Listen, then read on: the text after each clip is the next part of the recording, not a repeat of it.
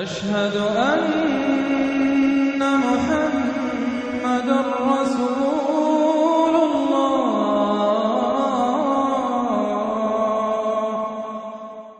سورۃ ہود، بسم اللہ الرحمن الرحیم۔ یہ اب جوڑا ہے، اس جوڑے کا دوسرا فرد سورہ ہود۔ یہاں آپ دیکھیں گے کہ برعکس ترتیب ہو جائے گی، 10 رکوعوں میں سے 6 سے زائد انباء الرسل پر مشتمل ہے،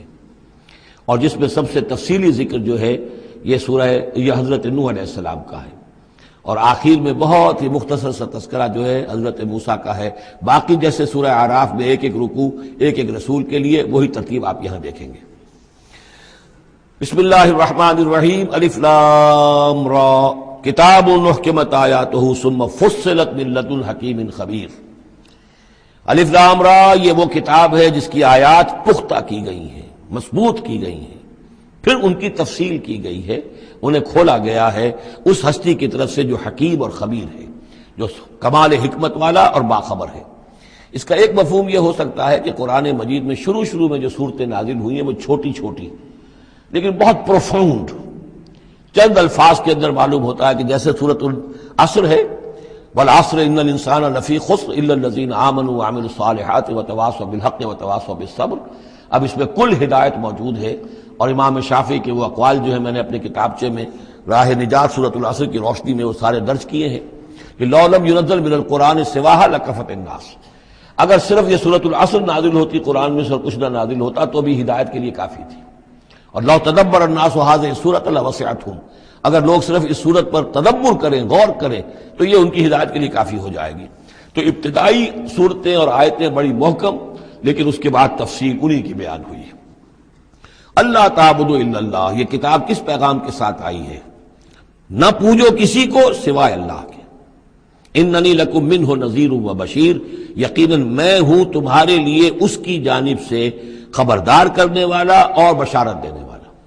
یہ دو الفاظ بار بار آ رہے ہیں، بشیر اور نذیر، نذیر اور بشیر۔ وما نرسل المرسلین الا مبشرین ومنذرین، رسلا مبشرین ومنذرین لئلا یکون للناس علی اللہ حجۃ بعد الرسل وکان اللہ عزیزا حکیما۔ وان استغفروا ربکم، اور یہ کہ اپنے رب سے استغفار کرو، معافی چاہو۔ ثم توبوا الیہ، اور پھر اس کی جناب میں رجوع کرو، اس کی طرف بڑھو۔ یمتعکم متاعا حسنا، وہ تمہیں ساز و سامان دے گا دنیا کی زندگی میں بھی اچھا فائدہ، الی اجل مسمی، ایک وقت معین تک کے لیے، دنیا میں بھی تمہارے لیے حسنا ہوگا۔ وَيُؤْتِ كُلَّ ذِي فَضْلٍ فَضْلَهُ، اور ہر صاحب فضل کو اس کے حصے کا فضل عطا کرے گا۔ یہاں جو ذی فضل سے مراد ہے مستحق فضل، جو بھی فضل کا مستحق ہے اسے اللہ تعالیٰ اس کا فضل عطا کرے گا۔ وَإِن تَوَلَّوْا، اور اگر تم پھر جاؤ گے، فَإِنِّي أَخَافُ عَلَيْكُمْ عَذَابَ يَوْمٍ كَبِيرٍ، تو پھر مجھے اندیشہ ہے کہ تم پر بہت بڑے دن کا ایک عذاب آئے گا۔ الی اللہ مرجعکم، تمہاری طرف اللہ ہی کی طرف تمہیں لوٹ جانا ہے، وہو علی کل شیء قدیر، اور وہ ہر چیز پر قادر ہے۔ الا انہم یثنون صدورہم لیستخفوا منہ، آگاہ ہو جاؤ یہ لوگ اپنے سینوں کو دوہرا کرتے ہیں تاکہ اس سے چھپ سکیں۔ یہ مشکلات القرآن میں سے اس کے بارے میں بہت سے اقوال ہیں۔ ایک رائے جو ہے کہ جو بخاری میں حضرت ابن عباس کا جو قول آیا ہے وہ یہ ہے کہ کچھ اہل ایمان کے اوپر حیا کا اتنا غلبہ تھا، جیسے حضرت عثمان رضی اللہ تعالیٰ عنہ، کہ وہ کبھی غسل بھی کرنا ہوتا تھا، اس وقت بھی عریاں ہونا انہیں پسند نہیں تھا، تو وہ اس طریقے سے جھک جاتے تھے کہ گویا کہ سطر پھر بھی جو ہے وہ چھپا رہے، اور اگر کہیں قضاء حاجت ہے یا کوئی اور، اس وقت بھی وہ پورا سطر کا اہتمام کرتے تھے۔ تو یہ فرمایا جا رہا ہے کہ تم کتنا ہی کر لو، ظاہر بات ہے کہ اللہ تعالیٰ کی نگاہوں کے تو تم سامنے ہو، لہذا یہ ہے کہ اس میں ایک حد تک جو بھی اللہ تعالیٰ نے سطر کا، حجاب کے جو بھی احکام دیے ان کی پیروی کرو، لیکن کسی بھی معاملے میں غلو کی ضرورت نہیں ہے۔ الا انہم یثنون، باقی اور طرح سے بھی اس آیت کی جو ہے وہ تشریح کی گئی ہے۔ الا انہم یثنون صدورہم لیستخفوا منہ، آگاہ ہو جاؤ وہ اپنے سینوں کو دوہرا کرتے ہیں کہ اس سے چھپ سکیں اللہ سے۔ الا حین یستغشون ثیابہم، آگاہ ہو جاؤ کہ جب وہ اپنے اوپر اپنے کپڑے بھی اوڑھے ہوئے ہوتے ہیں، یہ تو یہ کہ اس وقت تو جو ہے وہ اپنے سینوں کو دوہرا کر رہے ہیں، جب کپڑے لپیٹے ہوتے ہیں، یعلم ما یسرون وما یعلنون، اس وقت بھی اللہ جانتا ہے جو کچھ وہ چھپا رہے ہوتے ہیں اور جو کچھ وہ ظاہر کر رہے ہوتے ہیں۔ انہ علیم بذات الصدور، وہ تو جو کچھ سینوں کے اندر ہے اس کو بھی جانتا ہے۔ وما من دابۃ فی الارض الا علی اللہ رزقها، اور نہیں ہے کوئی بھی چلنے والی چیز، کوئی حیوان، کوئی چوپایا، کوئی چرند، کوئی پرند زمین پر جتنے بھی حیوانات ہیں اللہ نے بنائے ہیں، لیکن یہ کہ ان کا رزق اللہ کے ذمے ہے۔ یعنی اللہ تعالیٰ نے جو نظام بنایا اس دنیا کا، اس میں ہر شے کے لیے اس کا رزق فراہم کیا ہے۔ جو جاندار بنایا اس کے لیے جو غذا ہے، جو ضروری چیزیں، وہ پہلے سے فراہم کر دی ہے۔ بچے کی پیدائش بعد میں ہوتی ہے اور ماں کی چھاتیوں میں دودھ پہلے پیدا ہو جاتا ہے۔ تو اللہ تعالیٰ کی طرف سے یہ نظام جو ہے ایسا ہے۔ یہ دوسری بات ہے کہ لوگوں نے تقسیم دولت کا نظام غلط کر دیا، تو کچھ لوگ بھوکے رہ گئے، کچھ ننگے ہو گئے، کچھ نے دولت سمیٹ کر جو ہے اپنے کھتے بھر لیے، انبار لگا لیے۔ یہ انسانوں کا معاملہ ہے، یہ انہوں نے غلط کام کیا ہے، ورنہ اللہ تعالیٰ نے تو تمام جو بھی جتنی بھی مخلوقات ہیں ان کے لیے کافی اور وافی رزق جو ہے وہ پیدا کیا ہے۔ وما من دابۃ فی الارض الا علی اللہ رزقها ویعلم مستقرها ومستودعها، اور وہ جانتا ہے اس کے مستقل قیام کی جگہ کو بھی اور جہاں وہ عارضی طور پر سونپا جاتا ہے۔ یہ مستقر اور مستودع پر گفتگو ہو چکی ہے تفصیل کے ساتھ، 3 اقوال اس کے بارے میں بیان کر چکا ہوں سورہ انعام کے ضمن میں۔ کل فی کتاب مبین، اور یہ سب کچھ ایک کھلی روشن کتاب کے اندر موجود ہے، وہی کتاب جو علم الہی کی کتاب ہے۔ وَهُوَ الَّذِي خَلَقَ السَّمَاوَاتِ وَالْأَرْضَ فِي سِتَّةِ أَيَّامٍ، اور وہی ہے کہ جس نے پیدا کیا آسمانوں اور زمین کو 6 دنوں میں۔ وَكَانَ عَرْشُهُ عَلَى الْمَاءِ، اور اس کا تخت تھا پانی پر۔ لِيَبْلُوَكُمْ أَيُّكُمْ أَحْسَنُ عَمَلًا، تاکہ تمہیں آزمائے کہ کون ہے تم میں سے اچھے عمل کرنے والا۔ یعنی یہ تخلیق جو ہے اور انسانی زندگی کا جو یہ حصہ جو اس دنیا میں گزرتا ہے، اس کا جو اصل مقصد ہے وہ ہے امتحان۔ قلزم ہستی سے تو ابھرا ہے مانند حباب، اس زیاں خانے میں تیرا امتحان ہے زندگی۔ باقی یہ کہ کان عرشہ علی الماء، اس کا تخت پانی پر تھا، اس کے معنی کیا ہیں؟ میرے نزدیک اب بھی یہ آیات متشابہات میں سے ہے، لیکن ایک انداز ایسا ہے کہ جس سے محسوس ہوتا ہے کہ شاید وہ اس کی طرف اشارہ کیا جا رہا ہو کہ یہ دنیا جب بنی ہے، یہ زمین جب ٹھنڈی ہونے لگی ہے تو ٹھنڈی ہو کر اس کے بخارات نکلے ہیں، اور وہ اس کے گرد جو فضا بنی ہے، ایٹماسفیئر، اس کے اندر یہ گیسز گئی ہیں۔ ان گیسز کے اندر جو ہے ہائیڈروجن اور آکسیجن کے ذریعے سے پھر پانی پیدا ہوا ہے، اور طویل عرصے تک بارشیں ہوتی رہیں، طویل عرصے تک، لاکھوں سال یہ کہتے ہیں کہ بارش ہوئی ہے۔ اور چونکہ جب زمین سکڑی ہے تو کہیں سے وہ اونچی ہو گئی، کہیں سے نیچی ہو گئی، سکڑتی ہے کوئی شے تو اس کے اندر نشیب و فراز پیدا ہو جاتے ہیں۔ تو بارش جب برسی ہے تو پھر یہ کہ سمندر وجود میں آئے ہیں۔ ابھی کوئی اور مخلوقات نہیں تھی، صرف یہ کہ اس زمین کے اوپر یا یہ کہ وہ پہاڑ تھے اور یا پانی تھا، بلکہ یہ کہ اکثر و بیشتر پانی ہی پانی تھا۔ پھر یہ کہ پانی اور جہاں پر مٹی پیدا ہوئی اور دلدلی علاقے بنے، اور دلدلی علاقوں کے اندر پھر وہ کچھ حیات جو ہے اس کی شکلیں پیدا ہوئی، چاہے وہ نباتاتی حیات تھی اور چاہے وہ حیواناتی حیات تھی۔ تو وہ جو ایک دور ہے جب کہ ابھی مخلوقات، اس زمینی مخلوقات کے اندر ابھی کوئی شے نہیں آئی تھی،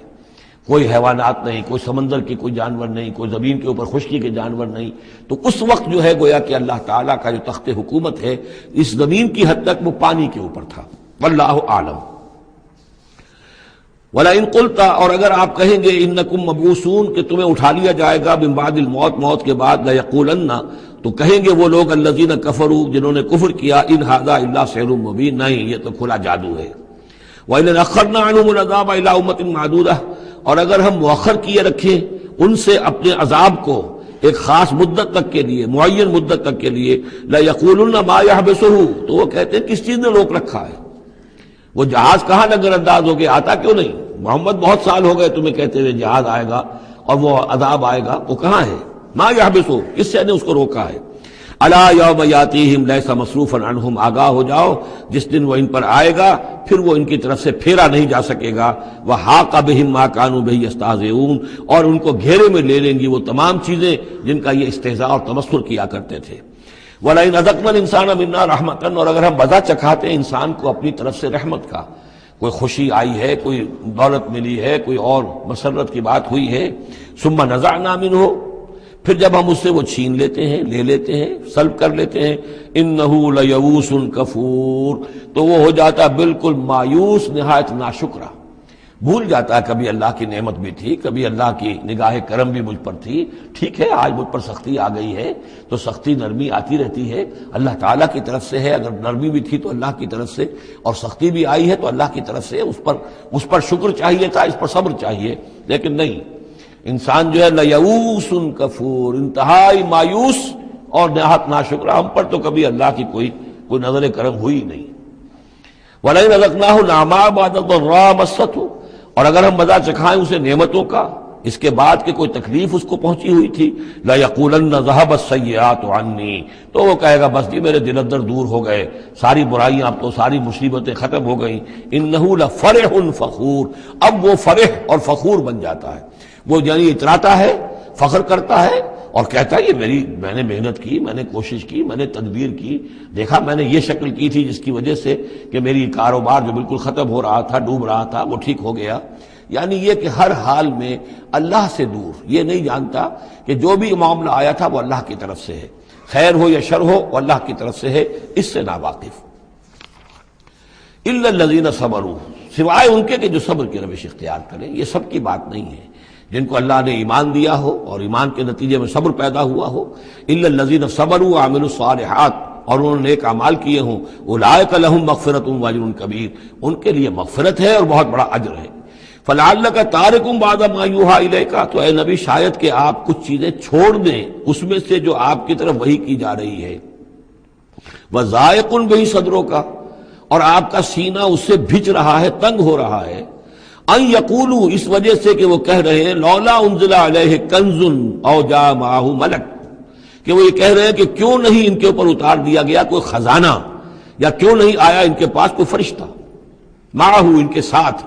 کوئی فرشتہ آتا۔ وہی بات جو سورہ انعام میں آ چکی ہے، اس کا ذروہ سنام اس مضمون کا سورہ انعام میں آ چکا ہے، لیکن ان تمام صورتوں کے اندر بھی یہ چیزیں موجود ہیں۔ یہ دونوں گروپ جو ہیں مکی صورتوں کے، جن میں سے ایک میں وہ 2 صورتیں ہیں جو ہم پڑھ چکے، انعام، اعراف، اور دوسرا جو یہ ہے جو 14 صورتوں پر مشتمل ہے جس کی دوسری صورت ہم پڑھ رہے ہیں، ان سب کا تعلق جو ہے یوں سمجھیے، ایک استثناء ہے وہ میں بعد میں بتا دوں گا، یہ قیام مکہ کے آخری 4 سالوں کی صورتیں ہیں۔ یعنی حضور کا قیام مکہ مکرمہ میں وحی کے آغاز کے بعد 12 سال، اس کو 4 حصوں میں تقسیم کر لیجیے۔ پہلے 4 سال میں جو صورتیں نازل ہوئی ہیں وہ قرآن مجید کے آخری 2 گروپوں میں ہیں، سورہ قاف سے لے کے آخر تک۔ درمیانی 4 سال جو تھے ان کے درمیان جو ہے وہ درمیانی 2 گروپوں میں ہیں، اور یہ جو ہے شروع کے 2 گروپ جو ہیں ان کے اندر وہ صورتیں ہیں کہ جو آخری دور میں نازل ہوئی ہیں، آخری 4 سالوں میں، اور ان میں یہ مضمون کثرت سے ملے گا۔ فَلَعَلَّكَ تَارِكٌ بَعْضَ مَا يُوحَىٰ إِلَيْكَ، تو شاید ہے نبی آپ ترک کر دیں گے بعض چیزیں جو آپ کی طرف وحی کی گئی ہیں، وَضَائِقٌ بِهِ صَدْرُكَ، اور آپ کا سینہ جو ہے اس پر بھچ رہا ہے۔ ان یقولوا، کہ وہ یہ کہہ رہے ہیں لولا انزل علیہ کنز، کیوں نہیں اتار دیا گیا ان پر کوئی خزانہ، او جاء معہ ملک، یا ان کے پاس آ گیا ہوتا کوئی فرشتہ۔ انما انت نذیر، دیکھیے پھر آپ سمجھ لیجئے آپ کا فرض منصبی یہ ہے کہ آپ صرف ایک خبردار کرنے والے ہیں، واللہ علی کل شیء وکیل، باقی ہر چیز کا ذمہ دار اللہ ہے۔ کب عذاب بھیجنا ہے، کب نہیں بھیجنا، کوئی معجزہ دکھانا ہے یا نہیں دکھانا، کس کو ایمان کی توفیق دینی ہے کس کو نہیں دینی ہے، یہ سارے معاملات اللہ کے ہاتھ میں ہیں۔ ام یقولون افتراہ،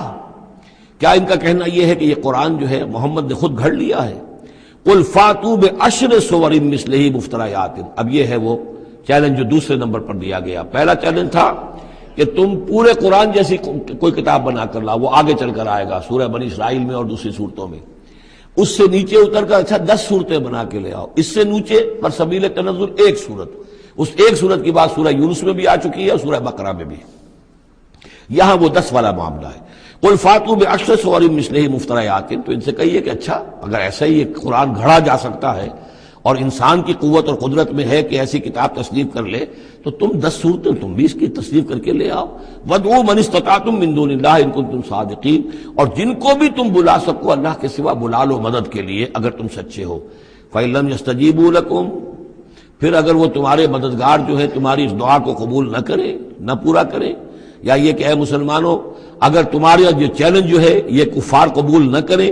فَاعْلَمُوا أَنَّمَا أُنزِلَ بِعِلْمِ اللَّهِ، تو جان لو تمہیں یقین قابل ہونا چاہیے کہ یہ اللہ تعالیٰ ہی کے علم سے نازل ہوا ہے، وَلَا إِلَٰهَ إِلَّا هُوَ، اور اللہ کے سوا کوئی معبود نہیں، فَهَلْ أَنْتُم مُسْلِمُونَ، تو اب اللہ کا حکم مانتے ہو یا نہیں، فرما برداری کرتے ہو کہ نہیں۔ یہ کفار ہی سے خطاب ہے کہ اگر تمہارے وہ جو معبود ہیں تم ان کو پکارو کہ اس جیسی 10 صورتیں ہمیں بھی، آپ بھی کچھ کوشش کریں، ہم بھی کوشش کرتے ہیں مل جل کر، کچھ آپ القاء فرمائیں، الہام فرمائیں، کچھ ہم محنت کرتے ہیں، اور اگر وہ نہ کریں تو پھر جان لو فَاعْلَمُوا أَنَّمَا أُنزِلَ بِعِلْمِ اللَّهِ ولا الہ الا هو فهل انتم مسلمون من کان یرید الحیات الدنیا وزینتها نوفی الیہم اعمالهم فیها وهم فیها لا یبخسون۔ جو لوگ بھی طالب ہوتے ہیں، ارادہ کر لیتے ہیں، طالب ہوتے ہیں دنیا کی زندگی کا اور اس کی زینت کا، زیبائش، آرائش، چمک دمک، ساز و سامان، اسی کے پیچھے پڑے ہوئے ہیں، محنت کر رہے ہیں، بھاگ دوڑ کر رہے ہیں، خون پسینہ ایک کر رہے ہیں، دن رات ایک کر دیا ہے۔ نوفی الیہم اعمالهم فیہا، ہم اسی دنیا کی زندگی میں ان کے اعمال کا پورا پورا بدلہ دے دیتے ہیں۔ ٹھیک ہے، محنت کر رہے ہو بھائی، تمہاری بلڈنگ بھی بڑی اونچی بن گئی ہے اور تمہاری کار بھی بہت اعلیٰ ہے اور تمہارا کاروبار بھی خوب چمک گیا ہے، تم نے چونکہ یہی چاہا، یہی اسی کے لیے محنت کی، اسی کے لیے بھاگ دوڑ کی، تو اللہ تعالیٰ وَهُمْ فِيهَا لَا يُبْخَسُونَ، اس میں اللہ تعالیٰ ان کے ساتھ کوئی بخل نہیں کرتا اور ان کی جو محنت ہے اس کا جو بدلہ ہے انہیں اس دنیا میں دے دیتا ہے۔ لیکن اولئک الذین لیس لہم فی الآخرۃ الا النار، لیکن پھر یہ وہ لوگ ہیں جن کے لیے آخرت میں کچھ نہیں ہے سوائے آگ کے۔ ساری محنت، بھاگ دوڑ دھوپ یہاں کے لیے تھی، یہاں ہم نے تمہیں دے دیا۔ اولئک الذین لیس لہم فی الآخرۃ الا النار وحبط ما صنعوا فیہا، اور جو کچھ انہوں نے اس دنیا میں کیا ہوگا وہ تو حبط ہو جائے گا۔ وباطل ما کانوا یعملون، اور جو کوئی جھوٹی سچی نیکی کی ہوگی اپنے دل کو دھوکہ دینے کے لیے، وہ بھی بے بنیاد تھی، اس کی کوئی حیثیت نہیں تھی۔ افمن کان علی بینۃ من ربہ، تو بھلا وہ شخص کہ جو اپنے رب کی طرف سے بینہ پر تھا، اور یہاں بینہ سے مراد ہے فطرت سلیمہ، جس کے بارے میں کئی بار عرض کر چکا، فطرت سلیمہ، انسان کے اندر جو روح ربانی پھونکی گئی ہے، اس کی وجہ سے وہ جو فطرت ہے اس کے اندر وہ سارے حقائق موجود ہیں، کہ جو حقائق جن کو اجاگر کرنے کے لیے پھر یہ وحی آئی ہے، اور اس ڈورمنٹ کانشسنس کو ایکٹیویٹ کرنے کے لیے۔ تو جس شخص کی وہ فطرت سلیم ہے، قائم ہے، بینہ ہے، روشن ہے، پاک ہے،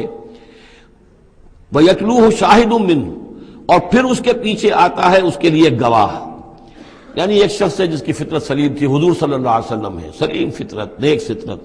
عقل سلیم، اور پھر وحی بھی آ گئی، وحی نے گواہی دے دی، گویا کہ دو چیزیں مل گئی، نور علی نور۔ یہ تمثیل جو ہے سورہ نور میں جا کر مکمل طور پہ سامنے آئے گی۔ افمن کان علی بینۃ من ربہ ویتلوہ شاہد منہ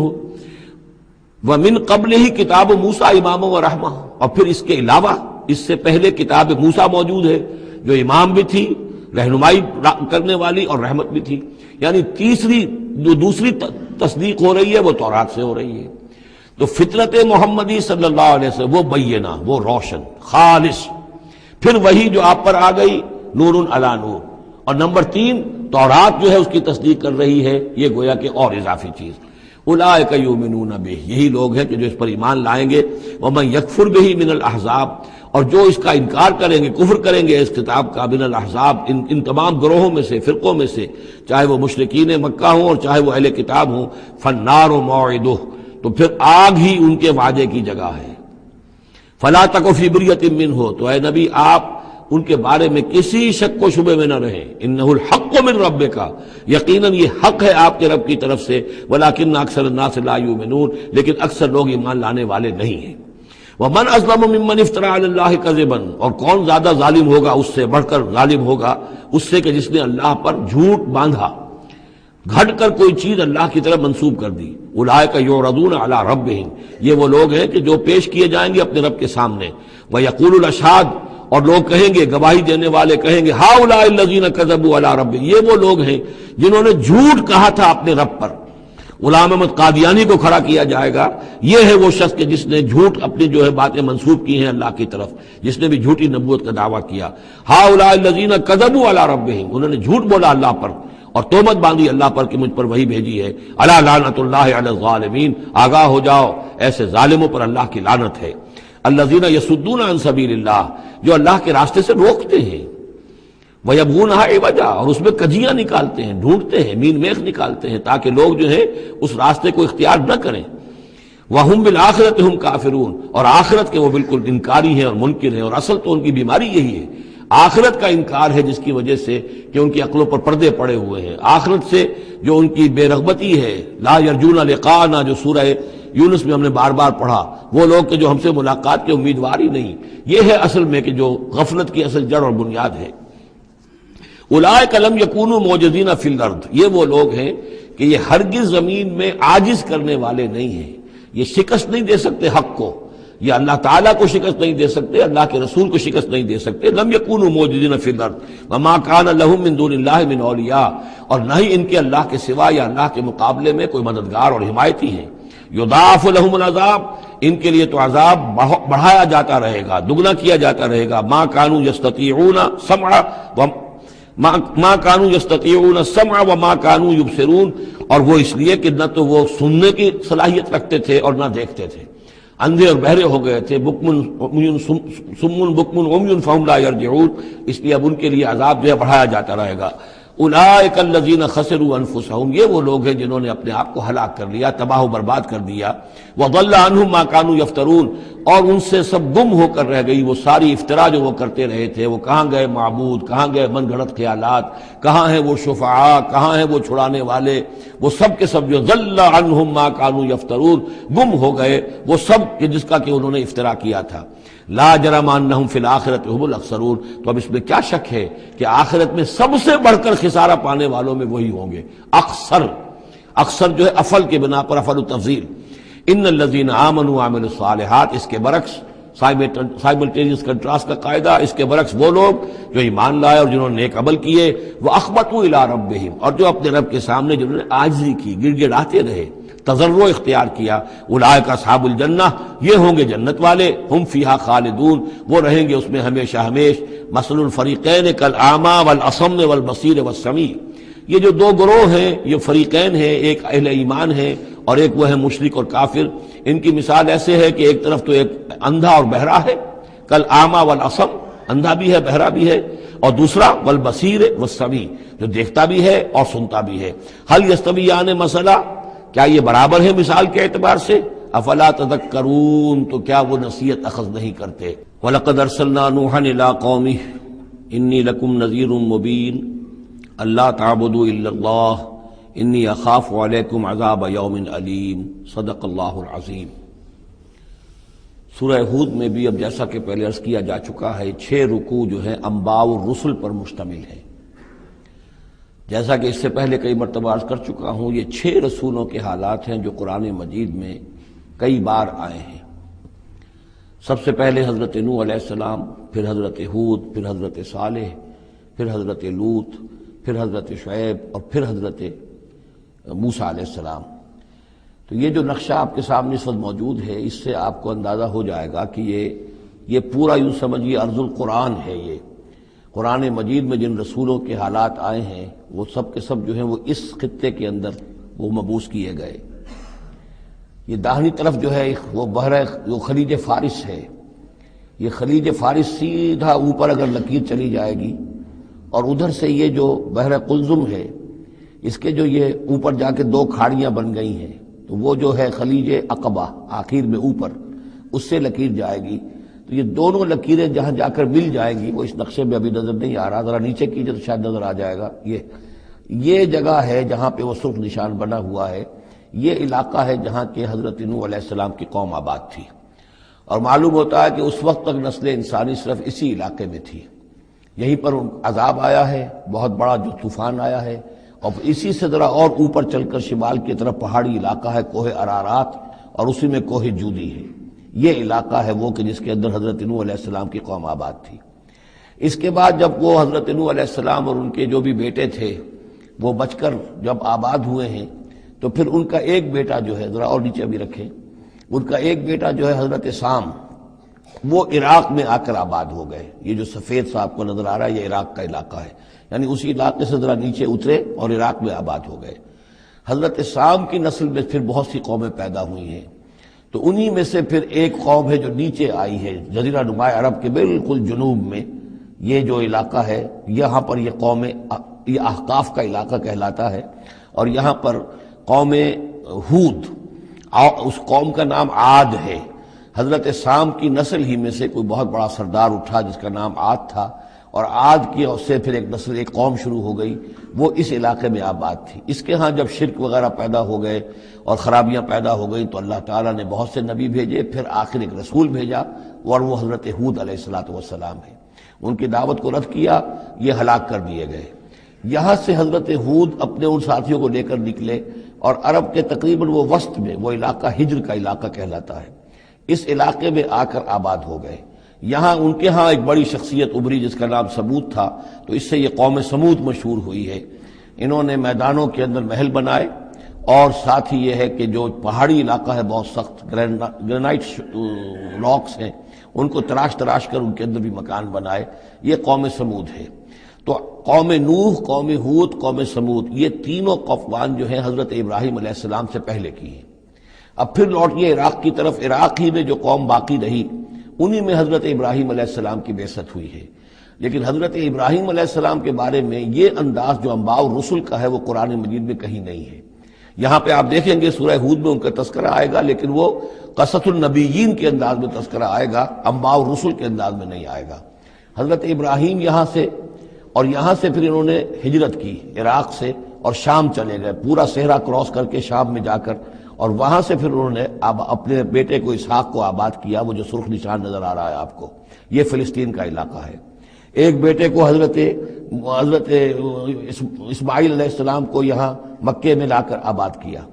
اچھا، اس اپنے بھتیجے جو حضرت لوط علیہ السلام ان کے ساتھ ہی آئے تھے، ہجرت کی تھی انہوں نے، عراق سے اور شام پہنچے تھے، ان کو بھیجا ہے بحیرہ ڈیڈ سی جو ہے، بحیرہ مردار، اس کے کنارے پر یہ شہر آباد تھے، عمورہ اور صدوم، وہاں بھیجا ہے۔ تو انباء الرسل کے ضمن میں پھر قوم سمود کے بعد ذکر آئے گا تو وہ قوم لوط کا آئے گا۔ البتہ حضرت ابراہیم علیہ السلام ہی کی ایک تیسری بیوی قطورہ، ان کی اولاد میں سے مدین نام کے بھی ایک تھے، اور ان سے جو قوم چلی قوم مدین، وہ خلیج عقبہ کے داہنی طرف جو ہے مشرق میں، یہ یہاں آباد ہوئے۔ یہ علاقہ ہے ان کا جہاں پہ کہ حضرت شعیب علیہ السلام کو بھیجا گیا، اور خلیج کے قریب لے جائیے، خلیج کے قریب اس علاقے میں یہ مدین کا علاقہ ہے، اس میں حضرت شعیب علیہ السلام بھیجے گئے۔ اب یہ جو سینائی پیننسولا ہے، اس کو نقشے کو ذرا ہٹائیے داہنی طرف، ادھر لے جائیں، ادھر داہنی طرف ہٹائیں، تو ادھر جو ہے مصر ہے، وہ دریائے نیل نظر آ رہا ہے۔ یہاں سے یوں جو ہے حضرت یوسف علیہ السلام، چونکہ اب سورہ ہود کے بعد سورہ یوسف بھی آ جائے گی، تو حضرت یوسف علیہ السلام کو جب کہ ان کے بھائیوں نے کنویں میں پھینکا ہے، اور وہ پھر قافلہ ان کو لے گیا ہے مصر، اور وہ پھر ذریعہ بن گئے پوری اس قوم کے مصر میں آنے کا، تو یہاں پھر حضرت موسیٰ علیہ السلام کی بعثت ہوئی ہے مصر میں۔ تو کل یہ علاقہ ہے کہ جن میں وہ انبیاء اور رسل جو ہیں مبعوث ہوئے ہیں، کہ جن کا ذکر اکثر و بیشتر قرآن میں آتا ہے۔ لیکن جیسا کہ میں نے عرض کیا تھا، اس کا یہ مطلب نہیں ہے کہ صرف یہی رسول اور نبی آئے ہیں، دنیا میں اور بھی بہت سے نبی اور رسول آئے، لیکن قرآن میں تذکرہ انہی کا کیا گیا ہے کہ جن کا تذکرہ ان لوگوں کی اپنی روایات میں موجود تھا، جن کے ناموں سے یہ واقف تھے، لہذا انہی کے حوالے سے قرآن تو کتاب ہدایت ہے۔ ویسے تو ایک رسول کے قصے میں بھی وہ ساری ہدایت موجود ہے، اور 6 رسولوں کے قصوں میں بھی وہ ہدایت موجود ہے۔ اس حوالے سے یہ کہ سارے رسولوں کی تاریخ بیان کرنا یہ قرآن مجید کا موضوع نہیں ہے۔ آئیے اب متن کی طرف چلیے۔ وَلَقَدْ أَرْسَلْنَا نُوحًا إِلَىٰ قَوْمِهِ، اور ہم نے بھیجا نوح کو اس کی قوم کی طرف۔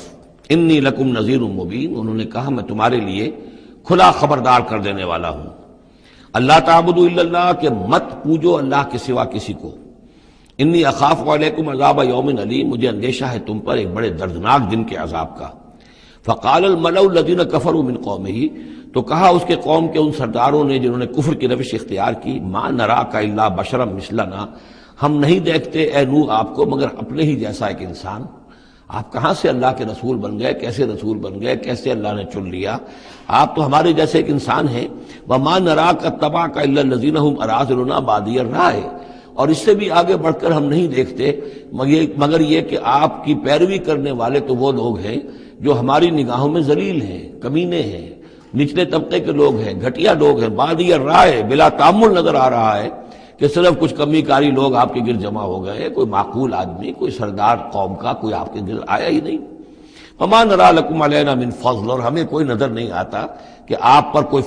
ہمارے اوپر کوئی فضیلت آپ کو حاصل ہے، آپ کو اور آپ کے ساتھیوں کو، بل نظنکم کاذبین، بلکہ ہمارا گمان تو یہی ہے کہ آپ جھوٹ بول رہے ہیں۔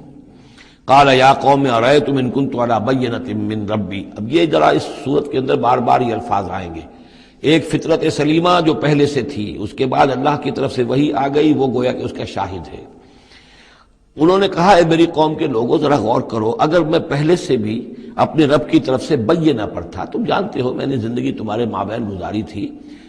تم بھی جانتے ہو کہ میں ایک شریف النفس انسان تھا، میرا کردار، میرا اخلاق تمہارے سامنے تھا، میں بینہ پر تھا، میری فطرت مس نہیں ہوئی تھی، سلیم تھی۔ وآتانی رحمۃ من عنده، پھر اللہ نے مجھے رحمت بھی عطا فرما دی اپنے پاس سے، یعنی جو وحی آئی ہے میرے پاس وہ اللہ تعالیٰ کی رحمت ہے۔ فعمیت علیکم، اور وہ چیز وہ ہے کہ جس کو تمہاری آنکھوں سے مخفی رکھا ہے، اب میں کیا کروں، فرشتہ میرے پاس تو آتا ہے، وہی میرے پاس آتی ہے، یہ چیز جو ہے میرے تو تجربے میں ہے، مائی پرسنل ایکسپیرینس، لیکن یہ کہ تم سے یہ چھپا کر رکھی گئی ہے۔ انلزمکموہا وانتم لہا کارہون، بہرحال ہم زبردستی چپکا نہیں سکتے اپنی یہ بات آپ لوگوں کو، اگر آپ کو پسند نہیں ہے، اگر بیزار ہیں تو یہ اختیار ہمارے پاس نہیں ہے کہ ہم زبردستی آپ کو ان باتوں کا قائل کر دیں اور یہ باتیں لازماً آپ پر تھوپ دیں۔ وَيَا قَوْمِ لَا أَسْأَلُكُمْ عَلَيْهِ مَالًا، اور میری قوم کے لوگوں دیکھو میں تم سے کوئی اجرت نہیں مانگتا، مال طلب نہیں کرتا، کوئی تاوان تم پر نہیں ڈالا ہے۔ ان اجریہ الا علی اللہ، نہیں ہے میرا اجر مگر اللہ کے ذمے۔ وما انا بطارد الذین آمنوا، اور جن کو تم کہہ رہے ہو یہ گھٹیا لوگ ہیں، کمی کاری لوگ ہیں، کمین لوگ ہیں، میں ان کو اپنے پاس سے دھتکار نہیں سکتا، میں یہاں سے کھدیڑ نہیں سکتا ان کو، میں نہیں ہوں کھدیڑنے والا ان کو اپنے پاس سے۔ انہم ملاقو ربہم، یہ اپنے رب سے ملاقات کریں گے۔ ولیکنی اراکم قوما تجہلون، لیکن میں دیکھتا ہوں کہ تم ضرور جہل میں اور جہالت میں مبتلا ہو گئے ہو۔ وَيَا قَوْمِ مَنْ يَنْصُرُنِي مِنَ اللَّهِ إِن طَرَدتُّهُمْ، اور میری قوم کے لوگوں سوچو اگر میں ان اہل ایمان کو اپنے ہاتھ سے ہانک دوں، یہاں سے بھگا دوں،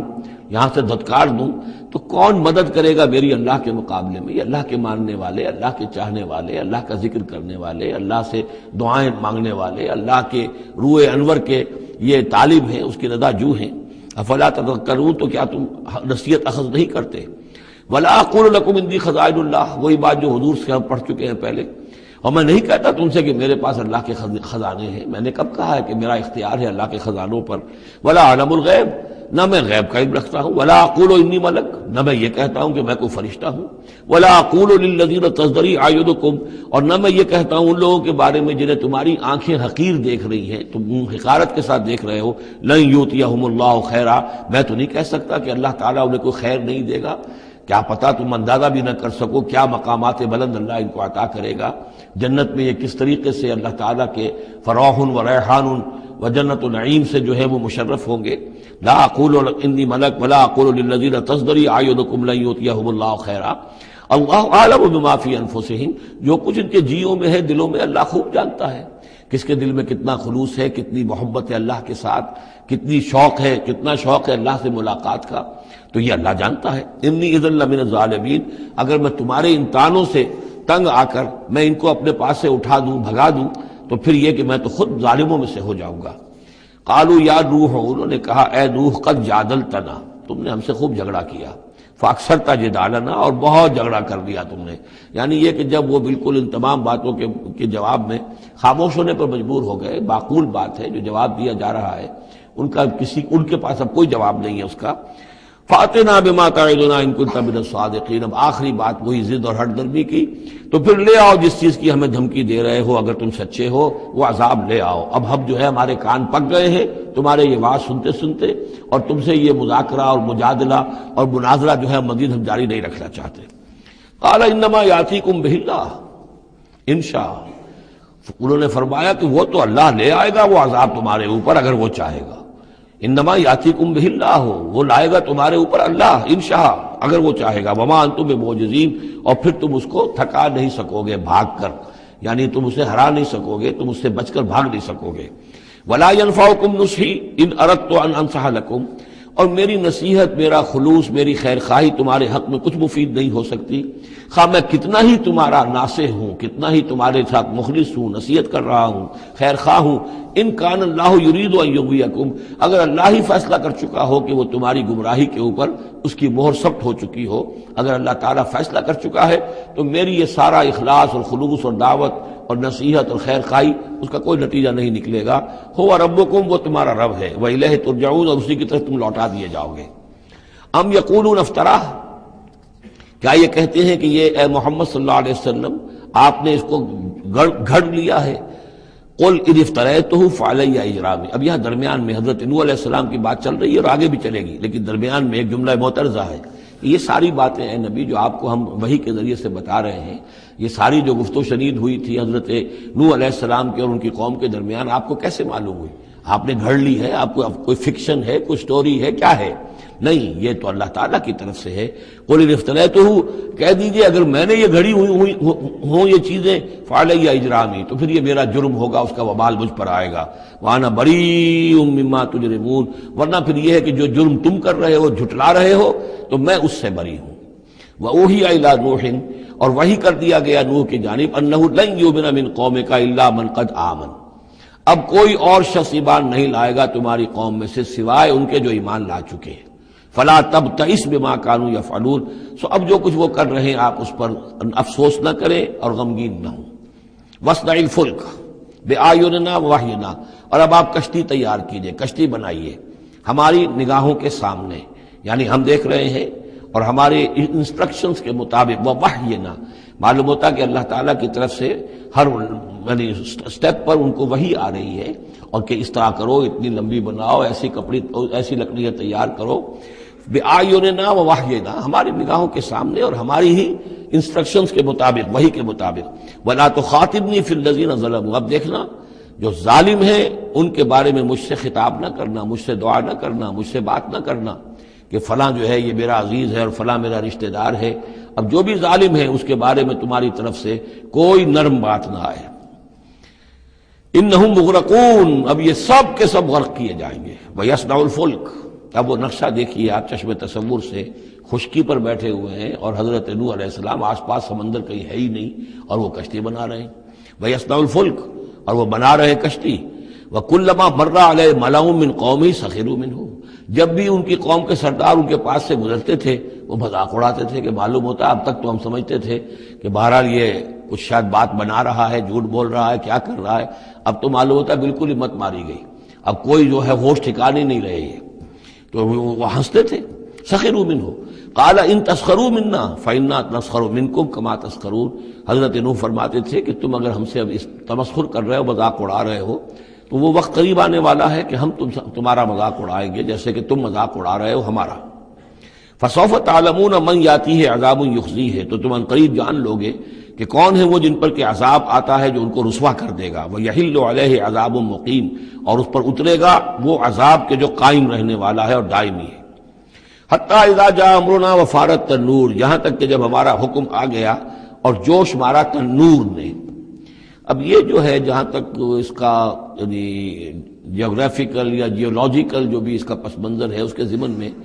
ایچ جی ویلز نے جو بات کہی ہے وہ میں آپ کو بتا دینا چاہتا ہوں۔ اس کا کہنا یہ ہے کہ میڈیٹرینین کا جو اس کی سطح وہ بہت بلند تھی، اور ساحل کے ساتھ ساتھ جو ہے اس کے جو مشرقی ساحل ہے اس کا جو شام کا اور فلسطین کا، تو یہاں پر جو ہے وہ اونچے پہاڑ تھے، جیسے کراچی کے بارے میں بھی کہا جاتا ہے کہ کراچی کے بعض علاقے جو ہیں وہ سطح سمندر سے نیچے ہیں، لیکن ساحل کے ساتھ ساتھ اونچا علاقہ ایسا ہے کہ جو سمندر کو روکے ہوئے ہے۔ اگر کسی جگہ پر ایسا ہو تو اگر کہیں کوئی ایک سوراخ بھی ہو جائے تو یہ ایسا ہی ہے جیسے کسی بڑے بند میں سوراخ ہو جائے۔ اگر خدا نہ خواستہ کہیں تربیلا ڈیم میں یا کہیں کوئی اور اس طریقے کی بات ہو جائے تو پھر جو تباہی آئے گی اس کا آپ اندازہ کر لیجئے۔ تو ان کا کہنا یہ ہے کہ وہ سیلاب جو آیا ہے تو میڈیٹرینین میں وہ جو اس کا ساحلی علاقہ تھا اس میں سے کہیں وہ راستہ نکلا ہے پانی کا، اور پھر سمندر آیا ہے، اور وہ سمندر جو ہے پورے مڈل ایسٹ کے علاقے کے اوپر جو ہے اس کے اوپر وہ پانی سمندر کی شکل بن گیا ہے۔ یہ ہے ان کی تعویل، اس لیے کہ تاریخی طور پر اور طبقات الارض کا جو علم ہے وہ بتاتا ہے کہ اس پورے علاقے میں ایک بہت بڑے وسیع پیمانے پر فلڈ کے آثار موجود ہیں۔ وہ آثار جو ہیں وہ ایسے ہیں کہ اس پورے علاقے کے اندر وہ فلڈ آیا تھا، اور اس کی یہ توجیہ ہے جو وہ لوگ کرتے ہیں۔ بہرحال اس میں تین چیزیں ہوئی ہیں، ایک تو یہ کہ کسی ایک جگہ سے کوئی تنور ہو سکتا ہے کہ کوئی سوراخ جو ہے، جیسے کہ آپ کو معلوم ہے بڑے بڑے جو بند ہیں ان میں بعض اوقات صرف جو چوہوں کے بل ہوتے ہیں ان کی وجہ سے سوراخ ہو جاتے ہیں۔ نہروں کے کناروں میں جو بند ٹوٹتا ہے نہر کا، تو کہیں کوئی چوہوں نے کوئی سوراخ کیا ہوتا اس میں سے پانی بہنا شروع ہوا اور نہر ٹوٹ گئی۔ اسی طریقے سے ہو سکتا ہے کہ کسی تنور کے اندر سے پہلی مرتبہ پانی نکلا ہو۔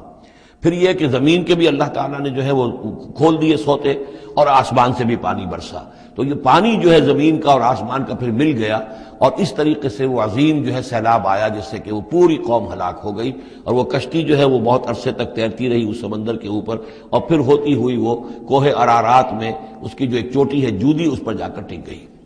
واللہ عالم، ابھی اس پر مزید ضرورت ہے اصل میں کام کرنے کی۔ ویسے یہ خبریں بھی ہیں کہ بعض اوقات کوئی کشتی نما چیز دیکھی گئی ہے۔ یہ علاقہ جو ہے اصل میں کہ جو جہاں پہ ترکی کی سرحد ملتی ہے روس کے ساتھ، ادھر وہ آذربائیجان وغیرہ کا علاقہ ہے، ادھر پھر یہ ترکی ہے، اوپر روس کا علاقہ جو ہے، تو اس میں ادھر سے راستہ جو ہے بہت دشوار گزار ہے، چڑھ نہیں سکتے۔ روس کی طرف سے راستہ ہے، اس کی چوٹیوں پر بعض پائلٹس نے کہیں دیکھا ہے اور خبر دی ہے کہ کوئی بہت بڑی کشتی قسم کی شے جو ہے وہ کسی چوٹی کے اوپر رکھی ہوئی ہے، اور قرآن مجید چونکہ بار بار کہتا ہے کہ ہم اسے برقرار رکھیں گے، ایک وقت آئے گا کہ وہ لوگوں کے لیے ایک نشانی بن کر ظاہر ہوگی، تو اس سے معلوم ہوتا ہے کہ وہ کشتی اب بھی وہاں پر موجود ہے اور انسان جو ہے اس تک رسائی حاصل کرے گا۔ وَيَصْنَعُ الْفُلْكَ فَكُلَّمَا مَرَّ وَفَارَ التَّنُّورُ حَتَّىٰ إِذَا جَاءَ أَمْرُنَا وَفَارَ التَّنُّورُ، جب ہمارا حکم آ پہنچا اور جوش مارا تنور نے، ابل پڑا تنور، قُلْ نَحْمِلْ فِيهَا مِن كُلِّ زَوْجَيْنِ اثْنَيْنِ، تو ہم نے کہا اے نوح اپنی اس کشتی میں تمام حیوانات کا ایک ایک جوڑا رکھ لو، وَأَهْلَكَ، اور اپنے گھر والوں کو بھی، اپنے گھر والے اہل و عیال کو، إِلَّا مَنْ سَبَقَ عَلَيْهِ الْقَوْلُ، سوائے آپ کے اہل و عیال میں سے وہ کہ جن کے بارے میں پہلے حکم گزر چکا ہے۔ یہ حضرت نوح کے خاندان میں سے ایک ان کی بیوی اور اسی بیوی کا بیٹا یام، تین بیٹے ان کے ساتھ بچے ہیں جو اہل ایمان تھے، حام، سام اور یافس۔ سام کی اولاد ہے وہ جو نیچے تمام ہم نے ابھی نقشہ دیکھا ہے، حضرت ابراہیم بھی سامی ہے، اور یہ قوم عاد بھی سامی، قوم سمود بھی سامی، یہ سیمیٹک ریسز کہلاتی ہیں۔ لیکن یہ کہ حضرت حام کی اولاد، اب وہ اس تفصیل میں نہیں جا سکتا، اور حضرت یافس کی اولاد یہ اور دوسرے علاقوں میں جا کر آباد ہو گئے، یہ جو نیچے کی طرف اترے ہیں یہ حضرت سام کی نسل ہے۔ چوتھا بیٹا ان کا تھا یام، یا اس کا ایک خطاب اور بھی تھا کنعان، اور اس کی جو ماں تھی، تو یہ مشرک تھے اور یہ اہل ایمان کے ساتھ شریک نہیں تھے، لہذا یہ کشتی میں شامل نہیں ہوئے۔ تو آپ اب رکھ لیجئے، سوال کرا لیجئے اپنی کشتی میں من کل زوجین اثنین، ہر نوع کا ایک ایک جوڑا تمام حیوانات میں سے، وَأَهْلَكَ، اور اپنے گھر والوں کو، إِلَّا مَنْ سَبَقَ عَلَيْهِ الْقَوْلُ، مگر سوائے اس کے کہ جن کے اوپر پہلے سے حکم ہو چکا ہے، وَمَنْ آمَنَ، اور باقی جتنے بھی اہل ایمان آپ کے ہیں ان سب کو بھی سوار کر لیجئے، وَمَا آمَنَ مَعَهُ إِلَّا قَلِيلٌ، اور نہیں ایمان لائے تھے ان کے ساتھ مگر بہت ہی کم، نہ ہونے کے برابر۔ قلیل جو ہے انگریزی میں اے لٹل اور دی لٹل، ان دونوں میں جو فرق ہے، یہاں قلیل جو ہے دی لٹل کے معنی میں آیا ہے، جو بالکل نہ ہونے کے برابر۔ وَقَالَ ارْكَبُوا فِيهَا بِسْمِ اللَّهِ مَجْرَاهَا وَمُرْسَاهَا، اور حضرت نوح نے فرمایا اب سوار ہو جاؤ اس میں، اللہ کے نام کے ساتھ ہی ہے اس کا چلنا بھی اور اس کا لنگر انداز ہونا بھی، اللہ ہی اس کو چلائے گا بھی جب تک یہ پانی میں تیرتی رہے گی، اور اللہ ہی کے حکم سے یہ لنگر انداز ہوگی جہاں بھی اللہ کی مشیت ہوگی کہ یہ لنگر انداز ہو جائے۔ ان ربی لغفور الرحیم، یقین میرا رب غفور اور رحیم ہے۔ وہی تجری بہم فی موج کالجبال، اب وہ کشتی چل رہی تھی ان کو لے کر موجوں میں، اور موجیں پہاڑ جیسی موجیں۔ ونادى نوح ابنہ، اور نوح نے پکارا اپنے بیٹے کو، اسی کو یام کو یا کنعان کو، وکان فی معزل، اور وہ ایک کنارے کی طرف تھا، یا بنی ارکب معنا، اے میرے بیٹے آؤ ہمارے ساتھ شریک ہو جاؤ، ولا تکن مع الکافرین، اور کافروں کا ساتھ نہ دو، کافروں کے ساتھ نہ رہو بلکہ ہماری کشتی میں آ جاؤ۔ قال سآوی الی جبل یعصمنی من الماء، اس نے کہا نہیں میں ابھی اس پہاڑ کے اوپر چڑھ جاؤں گا، میں وہاں پہنچ جاؤں گا، وہ مجھے پانی سے بچا لے گا۔ قال لا عاصم اليوم من امر اللہ الا من رحم، حضرت نوح نے فرمایا نہیں، آج کے دن کوئی شے بچانے والی نہیں ہے اللہ کے امر سے سوائے اس کے جس پر اللہ ہی رحم فرما دے۔ وحال بینہم الموج، اور اسی گفتگو کے دوران ایک بڑی سی موج حائل ہوئی ان کے مابین، فکان من المغرقین، اور وہ بیٹا جو ہے ان کی نگاہوں کے سامنے غرق ہو گیا۔ وقیل یا ارض ابلعی ماءک، اور کہہ دیا گیا اے زمین اپنے پانی کو نگل جا، واپس پانی زمین کے اندر جذب ہو جائے۔ کتنا وقت لگا ہوگا یہ اللہ بہتر جانتا ہے، لیکن یہ آخر کار جو شکل بنی ہے کہ زمین کے اندر پانی جذب ہو گیا جو زمین سے آیا تھا۔ وَيَا سَمَاءُ أَقْلِعِي، اور اے آسمان تو بھی اب تھم جا، جو بھی بارش آنی تھی، جو اس طوفان کے لیے، اس کو بھی اختتام کا حکم ہو گیا۔ وَغِيضَ الْمَاءُ، اور پانی سکھا دیا گیا۔ وَقُضِيَ الْأَمْرُ، اور فیصلہ چکا دیا گیا۔ وَاسْتَوَتْ عَلَى الْجُودِي، اور وہ کشتی جو ہے جودی پہاڑ کے اوپر جا کر رک گئی۔ وَقِيلَ بُعْدًا لِلْقَوْمِ الظَّالِمِينَ، اور کہہ دیا گیا ہلاکت اور دوری ہے اس قوم کے لیے کہ جو ظالم تھی، یعنی اب اس کا نسیہ منسیہ ہو گئی، اب اس کا نام و نشان موجود نہ رہا۔ وَنَادَى نُوحٌ رَبَّهُ، اور پکارا نوح نے اپنے رب کو، فَقَالَ رَبِّ إِنَّ ابْنِي مِنْ أَهْلِي، انہوں نے کہا پروردگار میرا بیٹا میرے اہل میں سے تھا۔ اور تیرا وعدہ تھا میرے اہل کو بچا لے گا، وَإِنَّ وَعْدَكَ الْحَقُّ، اور تیرا وعدہ سچا ہے، وَأَنْتَ أَحْكَمُ الْحَاكِمِينَ، اور یقیناً تو تمام حاکموں میں سب سے بڑا اور سب سے منصف اور سب سے عادل حاکم ہے۔ قال یا نوح انہ لیس من اہلک، انہوں نے اللہ نے جواب دیا، اے نوح وہ تمہارے اہل میں سے نہیں ہے، انہ عمل غیر صالح، اس کے اعمال، اس کا کردار، اس کے عقائد، اس کے نظریات غیر صالح ہیں۔ فلا تسألن ما لیس لک بہ علم، تو اب مجھ سے ان چیزوں کے بارے میں سوال نہ کرو جس کے لیے تمہارے پاس کوئی علم نہیں ہے۔ انی اعوذک ان تکون من الجاہلین، اور میں تمہیں نصیحت کر رہا ہوں کہ تم جاہلوں میں سے نہ بن جاؤ۔ یہاں وہ یاد کر لیجئے سورہ انعام کی آیت 35، اس میں حضور سے کہا گیا تھا فلا تکونن من الجاہلین، میں نے اس وقت بھی نوٹ کرا دیا تھا کہ یہ سخت ترین الفاظ یا حضور سے فرمائے گئے ہیں سورہ انعام میں، اور یہاں پر سورہ ہود میں یہ آئے ہیں حضرت نوح علیہ السلام سے خطاب کرتے ہوئے، انی اعوذک ان تکون من الجاہلین۔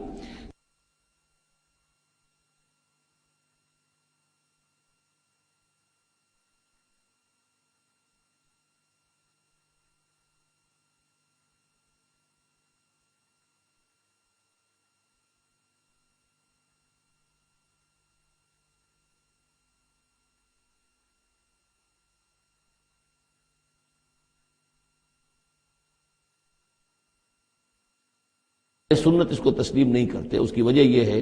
کہ جو قاعدہ دیا گیا ہے سورہ نور میں وہ یہ ہے کہ اللہ تعالیٰ صالح لوگوں کے لیے بیویاں بھی دیکھ دیتا ہے، اور جو خبیثات للخبیثین والخبیثون للخبیثات والطیبات للطیبین والطیبین للطیبات، تو یہ چیزیں جو ہے اس کے چونکہ خلاف جاتا ہے، اس لیے یہ کہ صرف مشرک ہونے کی حد تک کہ یہ مشرک تھے باپ ماں بیٹا، اس لیے جو کٹے رہے، تو اسی پر اہل سنت کا اجماع ہے۔ قال رب انی اعوذ بک ان اسألک ما لیس لی بہ علم، حضرت نوح نے عرض کیا پروردگار میں تیری پناہ طلب کرتا ہوں اس سے کہ میں تجھ سے ایسی بات کا سوال کروں جس کے لیے کہ میرے پاس کوئی علم نہیں ہے، وَإِلَّا تَغْفِرْ لِي وَتَرْحَمْنِي، اور اگر تو نے مجھے معاف نہ فرما دیا اور رحم نہ فرمایا، اکم من الخاسرین، تو میں تو ہو جاؤں گا خسارہ پانے والوں میں۔ قیل یا نوح اہبط بسلام منا وبرکات علیک، ہم نے کہا نوح اب اترو، اس کشتی سے اترو، بسلام منا، ہماری طرف سے سلامتی کے ساتھ، و برکات، اور برکتوں کے ساتھ، علیکا، جو تم پر بھی ہوں گی، وعلی امم ممن معک،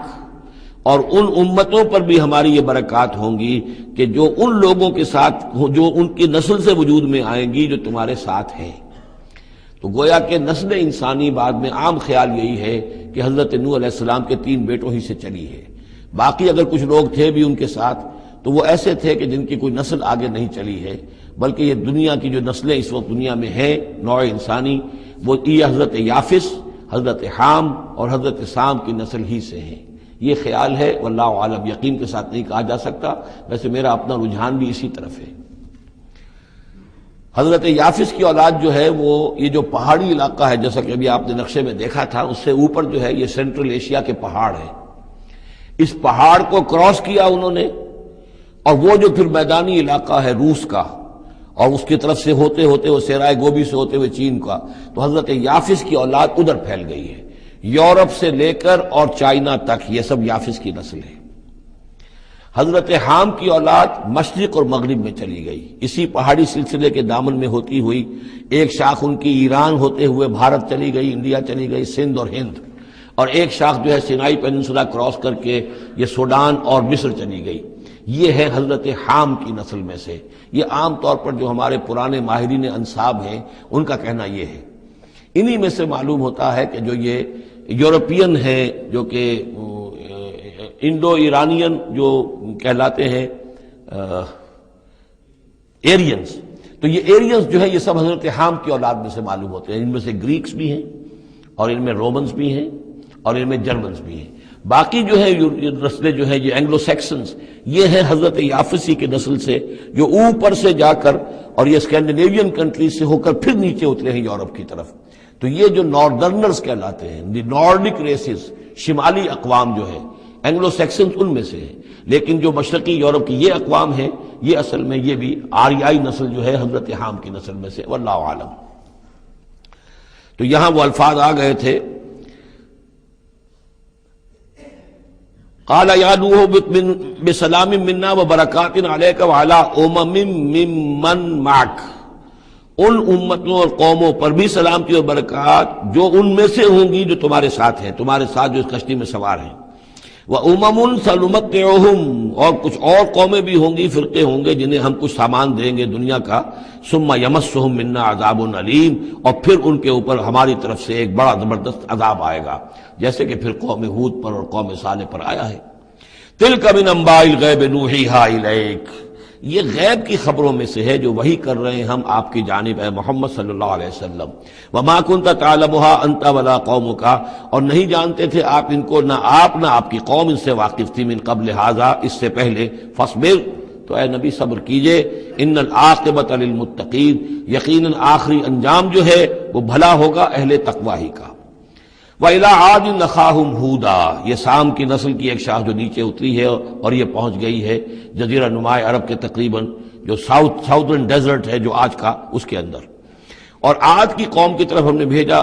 اخاہم ہودا، ان کے بھائی ہود کو، قال یا قوم اعبدوا اللہ ما لکم من الہ غیرہ ان انتم الا مفترون، انہوں نے کہا میری قوم کے لوگوں تمہارا کوئی الہ اللہ کے سوا نہیں ہے، اور یہ باقی تم نے نام گھڑ لیے ہیں، کوئی اور معبود نہیں ہے، کسی کی حقیقت نہیں ہے۔ یا قوم لا اسألکم علیہ اجرا، اور میری قوم کے لوگوں میں تم سے کوئی اجر کا طالب نہیں ہوں، ان اجری الا علی الذی فطرنی، نہیں ہے میرا اجر مگر اسی کے ذمے جس نے مجھے پیدا فرمایا، افلا تعقلون، تو کیا تم عقل سے کام نہیں لیتے۔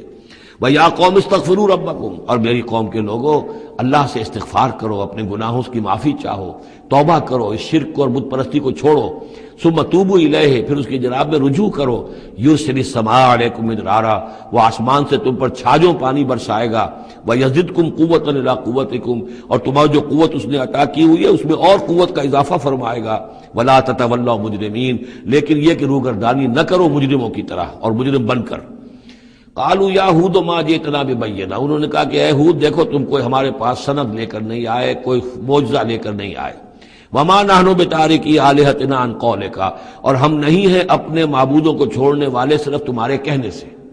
وما نحن لک بمؤمنین، اور ہم نہیں ہیں تمہاری بات ماننے والے،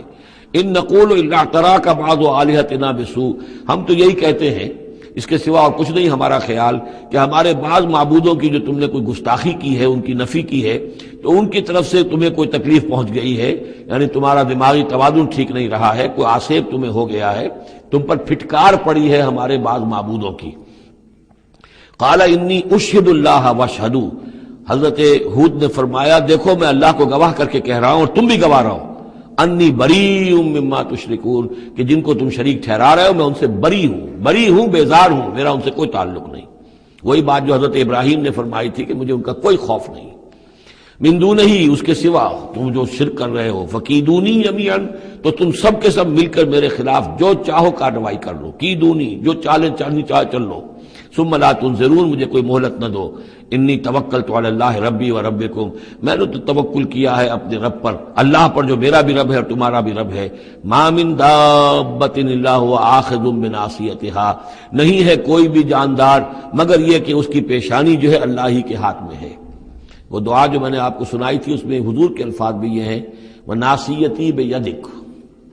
اللہم انی عبدک وابن عبدک وابن امتک فی قبضتک ناصیتی بیدک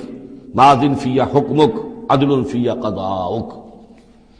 ہوا آخذ بناصیتها، ہر جاندار کی پیشانی اللہ کے ہاتھ میں، یعنی اس کی قسمت، اس کی تقدیر، اسے کیا ملنا ہے، اس کے ساتھ کیا ہونا، یہ سب اللہ کے ہاتھ میں ہے۔ ان ربی علی صراط مستقیم، یقیناً میرا رب تو سیدھی راہ پر ملے گا، سیدھی توحید کی راہ پر جاؤ گے تو رب کے قریب پہنچو گے۔ میرا رب جو ہے وہ عدل و انصاف کے راستے سے اور صراط مستقیم ہی سے اس تک رسائی حاصل ہو سکتی ہے۔ فَإِن تَوَلَّوْا فَقَدْ أَبْلَغْتُكُم مَّا أُرْسِلْتُ بِهِ إِلَيْكُمْ، پھر اگر تم پیٹھ موڑ لو، منہ پھیرو، انکار کرو، تو میں نے پہنچا دیا ہے تمہیں وہ پیغام جو مجھے دے کر بھیجا گیا تھا، مَا أُرْسِلْتُ بِهِ إِلَيْكُمْ۔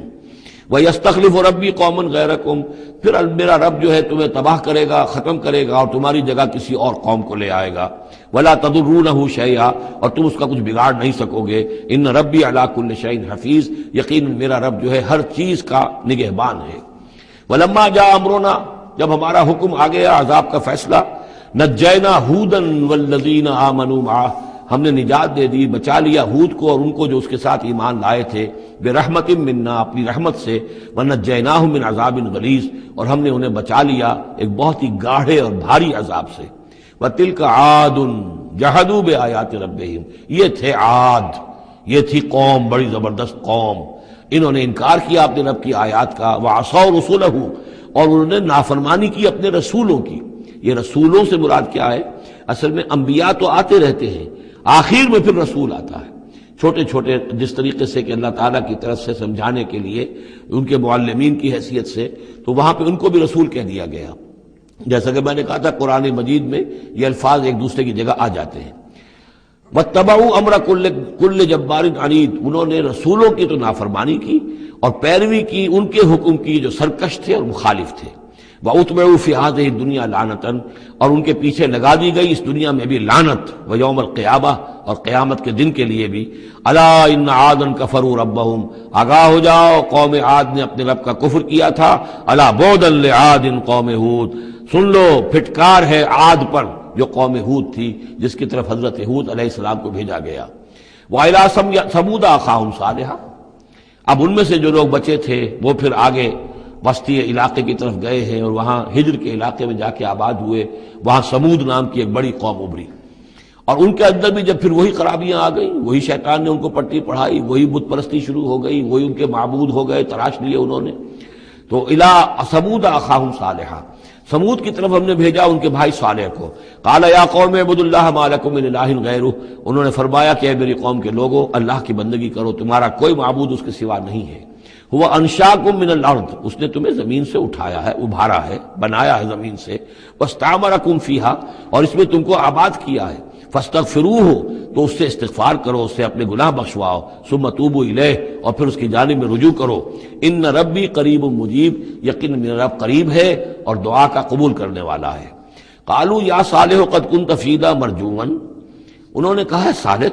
تم سے تو ہماری بڑی امیدیں وابستہ تھی۔ ظاہر بات ہے کہ ایک شخص جو ہے جس کو اللہ چنتا تھا اپنے اخلاق میں، سمجھ میں، فہم میں، فطانت میں، وہ ممتاز ہوتے تھے، تو ہم سمجھتے تھے تم آباء و اجداد کا نام روشن کرو گے۔ یہ تم نے کیا کیا؟ تم نے تو کہنا شروع کر دیا کہ آباء و اجداد کے جو طریقے ہیں یہ غلط ہیں، ان کا دین غلط ہے، ان کے عقیدے غلط ہیں، ان کے معبود جن کو ہمارے آباء و اجداد پوجتے آئے ان کی کوئی حقیقت نہیں۔ ہم توقع کرتے تھے کہ تم قوم کا نام روشن کرو گے، تم آباء و اجداد کے لیے عزت کا، ان کے لیے مزید جو ہے دنیا کے اندر ان کے ناموری کا سبب ذریعہ بنو گے۔ قالوا یا صالح قد کنت فینا مرجوا، تم سے تو ہمیں بہت سی امیدیں تھی، قبل ھذا، اس سے پہلے، اتنہانا نعبد ما یعبد آباؤنا، یہ کیا ہوا تم ہمیں روک رہے ہو ان چیزوں کو پوجنے سے کہ جن کو ہمارے آباء و اجداد پوجتے تھے۔ وَإِنَّنَا لَفِي شَكٍّ مِّمَّا تَدْعُونَا إِلَيْهِ مُرِيبٍ، اور یقیناً جس چیز کی طرف تم ہمیں بلا رہے ہو اس کے بارے میں ہمیں شکوک و شبہات ہیں، ہمارا دل اس پر ٹھکتا نہیں ہے۔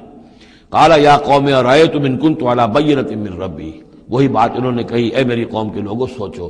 اگر میں پہلے سے بھی اپنے رب کی طرف سے بینہ پر تھا، میری فطرت سلیم تھی، تم دیکھتے تھے کہ میں تمہارے درمیان ایک اچھا آدمی تھا، صاف ستھرا کردار رکھنے والا انسان تھا، میری فطرت صالح تھی، وَآتَانِي مِنْهُ رَحْمَةً، اور اللہ نے پھر مجھے اپنے پاس سے رحمت عطا کر دی، اب وہی آ گئی، نبوت عطا کر دی گئی۔ فَمَن يَنصُرُنِي مِنَ اللَّهِ إِنْ عَصَيْتُهُ، تو اب اگر میں اللہ کی نافرمانی کروں تو مجھے کون بچائے گا اللہ سے؟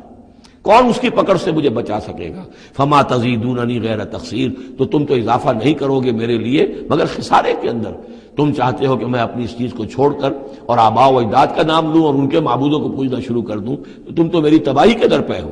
وَيَا قَوْمِ هَٰذِهِ نَاقَةُ اللَّهِ لَكُمْ آیَةٌ، اور دیکھو میری قوم کے لوگوں، یہ اللہ کی اونٹنی ہے، تمہارے لیے ایک نشانی ہے۔ فَذَرُوهَا تَأْكُلْ فِي أَرْضِ اللَّهِ، اسے چھوڑے رکھو، یہ چرتی رہے اللہ کی زمین میں، جہاں چاہے جہاں سے چاہے کھائے۔ وَلَا تَمَسُّوهَا بِسُوءٍ، اور دیکھنا کسی برے ارادے سے اس کو ہاتھ نہ لگانا۔ فَيَأْخُذَكُمْ عَذَابٌ قَرِيبٌ، تو پھر تمہیں آ پکڑے گا وہ عذاب کہ جو اب دور نہیں ہے، قریب ہی ہے۔ فَعَقَرُوهَا، تو انہوں نے اس کی کونچیں کاٹ ڈالی، اس کو ہلاک کر دیا۔ فَقَالَ تَمَتَّعُوا فِي دَارِكُمْ ثَلَاثَةَ أَيَّامٍ، حضرت صالح نے فرمایا کہ اچھا ٹھیک ہے، اب تم اپنے گھروں کے اندر جو بھی کھانا پینا ہے، رچنا بسنا ہے، تین دن تک رہ لو اور بس لو۔ ذَلِكَ وَعْدٌ غَيْرُ مَكْذُوبٍ، یہ وہ وعدہ ہے کہ جو جھوٹا ثابت نہیں ہوگا۔ فَلَمَّا جَاءَ أَمْرُنَا، تو جب ہمارا وہ فیصلہ آ گیا، ہماری بات آ گئی، ہمارا حکم پہنچ گیا، نجینا صالحا والذین آمنوا معہ، ہم نے نجات دی صالح کو بھی اور ان لوگوں کو جو ان کے ساتھ ایمان لائے تھے، برحمت منا، اپنی خاص رحمت سے، ومن خزی یومئذ، اور اس دن کی رسوائی سے اللہ ہم نے انہیں بچا لیا۔ ان ربک هو القوی العزیز، یقیناً آپ کا پروردگار زور والا ہے، زبردست ہے۔ وَأَخَذَ الَّذِينَ ظَلَمُوا الصَّيْحَةُ، اور ان ظالموں کو، مشرکوں کو، کافروں کو پکڑ لیا ایک ہولناک آواز نے، ایک چنگھاڑ آئی، فَأَصْبَحُوا فِي دِيَارِهِمْ جَاثِمِينَ، تو وہ اپنے گھروں کے اندر اوندھے پڑے رہ گئے، كَأَن لَّمْ يَغْنَوْا فِيهَا، ایسے ہو گئے جیسے کبھی یہاں آباد تھے ہی نہیں، کبھی یہاں کوئی رہتا تھا ہی نہیں۔ أَلَا إِنَّ ثَمُودَ كَفَرُوا رَبَّهُمْ، آگاہ ہو جاؤ، سمود نے اپنے رب کا کفر کیا۔ الا بعدا لثمود، آگاہ ہو جاؤ، پھٹکار ہے سمود پر۔ وَلَقَدْ جَاءَتْ رُسُلُنَا بِإِبْرَاهِيمَ بِالْبُشْرَىٰ، اب یہاں حضرت ابراہیم کا ذکر آ رہا ہے۔ میں نے کہا تھا کہ 3 رسول پری ابراہمک، نوح، ہود، صالح۔ 3 رسول کو ہم کہہ سکتے ہیں پوسٹ ابراہمک، اگرچہ ان میں سے ایک جو ہیں وہ ہم عصر ہیں۔ حضرت لوط حضرت ابراہیم علیہ السلام ہی کے بھتیجے ہیں، انہی پر ایمان لائے تھے، ان کے ساتھ ہی انہوں نے ہجرت کی تھی۔ پھر ان کے بعد شعیب، وہ بھی حضرت نوح حضرت ابراہیم کی نسل سے ہیں۔ پھر جو بھی بنی اسرائیل تھے ان میں موسیٰ بھیجے گئے، وہ بھی حضرت ابراہیم کی نسل سے ہیں۔ آخری رسول محمد صلی اللہ علیہ وسلم وہ بھی ابراہیم کی نسل سے ہیں۔ لیکن یہ کہ ان میں سے 3 کا ذکر کرنے کے بعد اب ابراہیم کا ذکر ہو رہا ہے یہاں۔ سورہ انعام میں وہاں جو پہلا جوڑا تھا حضرت ابراہیم کا ذکر جو ہے وہ اس انباء رسل میں سے بالکل نکال کر لے گئے تھے، اور وہ قصص النبیین کے انداز میں سورہ انعام میں آ گیا تھا۔ یہاں اس جوڑے میں فرق یہ ہے کہ حضرت ابراہیم کا ذکر بھی یہاں شامل کر دیا گیا، لیکن فرق وہی ہے، یہ وہ انباء رسل کا نہیں، حضرت نوح، حضرت ہود، حضرت صالح، حضرت لوط، حضرت شعیب کے انداز میں ذکر نہیں ہے، بلکہ ایک انداز ہے کہ حضرت لوط علیہ السلام جن شہروں کی طرف بھیجے گئے تھے اور اس کی وہاں پہ بسنے والوں نے ان کی بات ماننے سے انکار کیا، تو جو عذاب الہی لے کر جو فرشتے آئے تھے جنہیں بھیجا گیا تھا، وہ پہلے آئے حضرت ابراہیم کے ہاں، اور وہاں حضرت اسحاق کی ولادت کی انہوں نے خوشخبری دی حضرت سارہ کو۔ بس یہ ایک واقعہ بیان کیا درمیان میں، ورنہ اصل مسئلہ جو ہے وہ حضرت لوط کا شروع ہوگا۔ انباء الرسل کے اعتبار سے جو معاملہ ہے وہ حضرت لوط کا واقعہ ہے۔ وَلَقَدْ جَاءَتْ رُسُلُنَا إِبْرَاهِيمَ بِالْبُشْرَىٰ، اور ہمارے فرستادے، ہمارے ایلچی، فرشتے ہمارے بھیجے ہوئے آئے ابراہیم کے پاس بشارت دینے کے لیے۔ قالوا سلاما، انہوں نے آ کر کہا سلام۔ قال سلام، حضرت ابراہیم نے بھی سلام کا جواب سلام سے دیا۔ فما لبث ان جاء بعجل حنیذ، تو پھر ذرا بھی دیر نہ کی، فوراً گئے اور ایک تلا ہوا بچڑا ان کی ضیافت کے لیے لا کر سامنے رکھ دیا۔ فلما رأى أيديهم لا تصل إليه،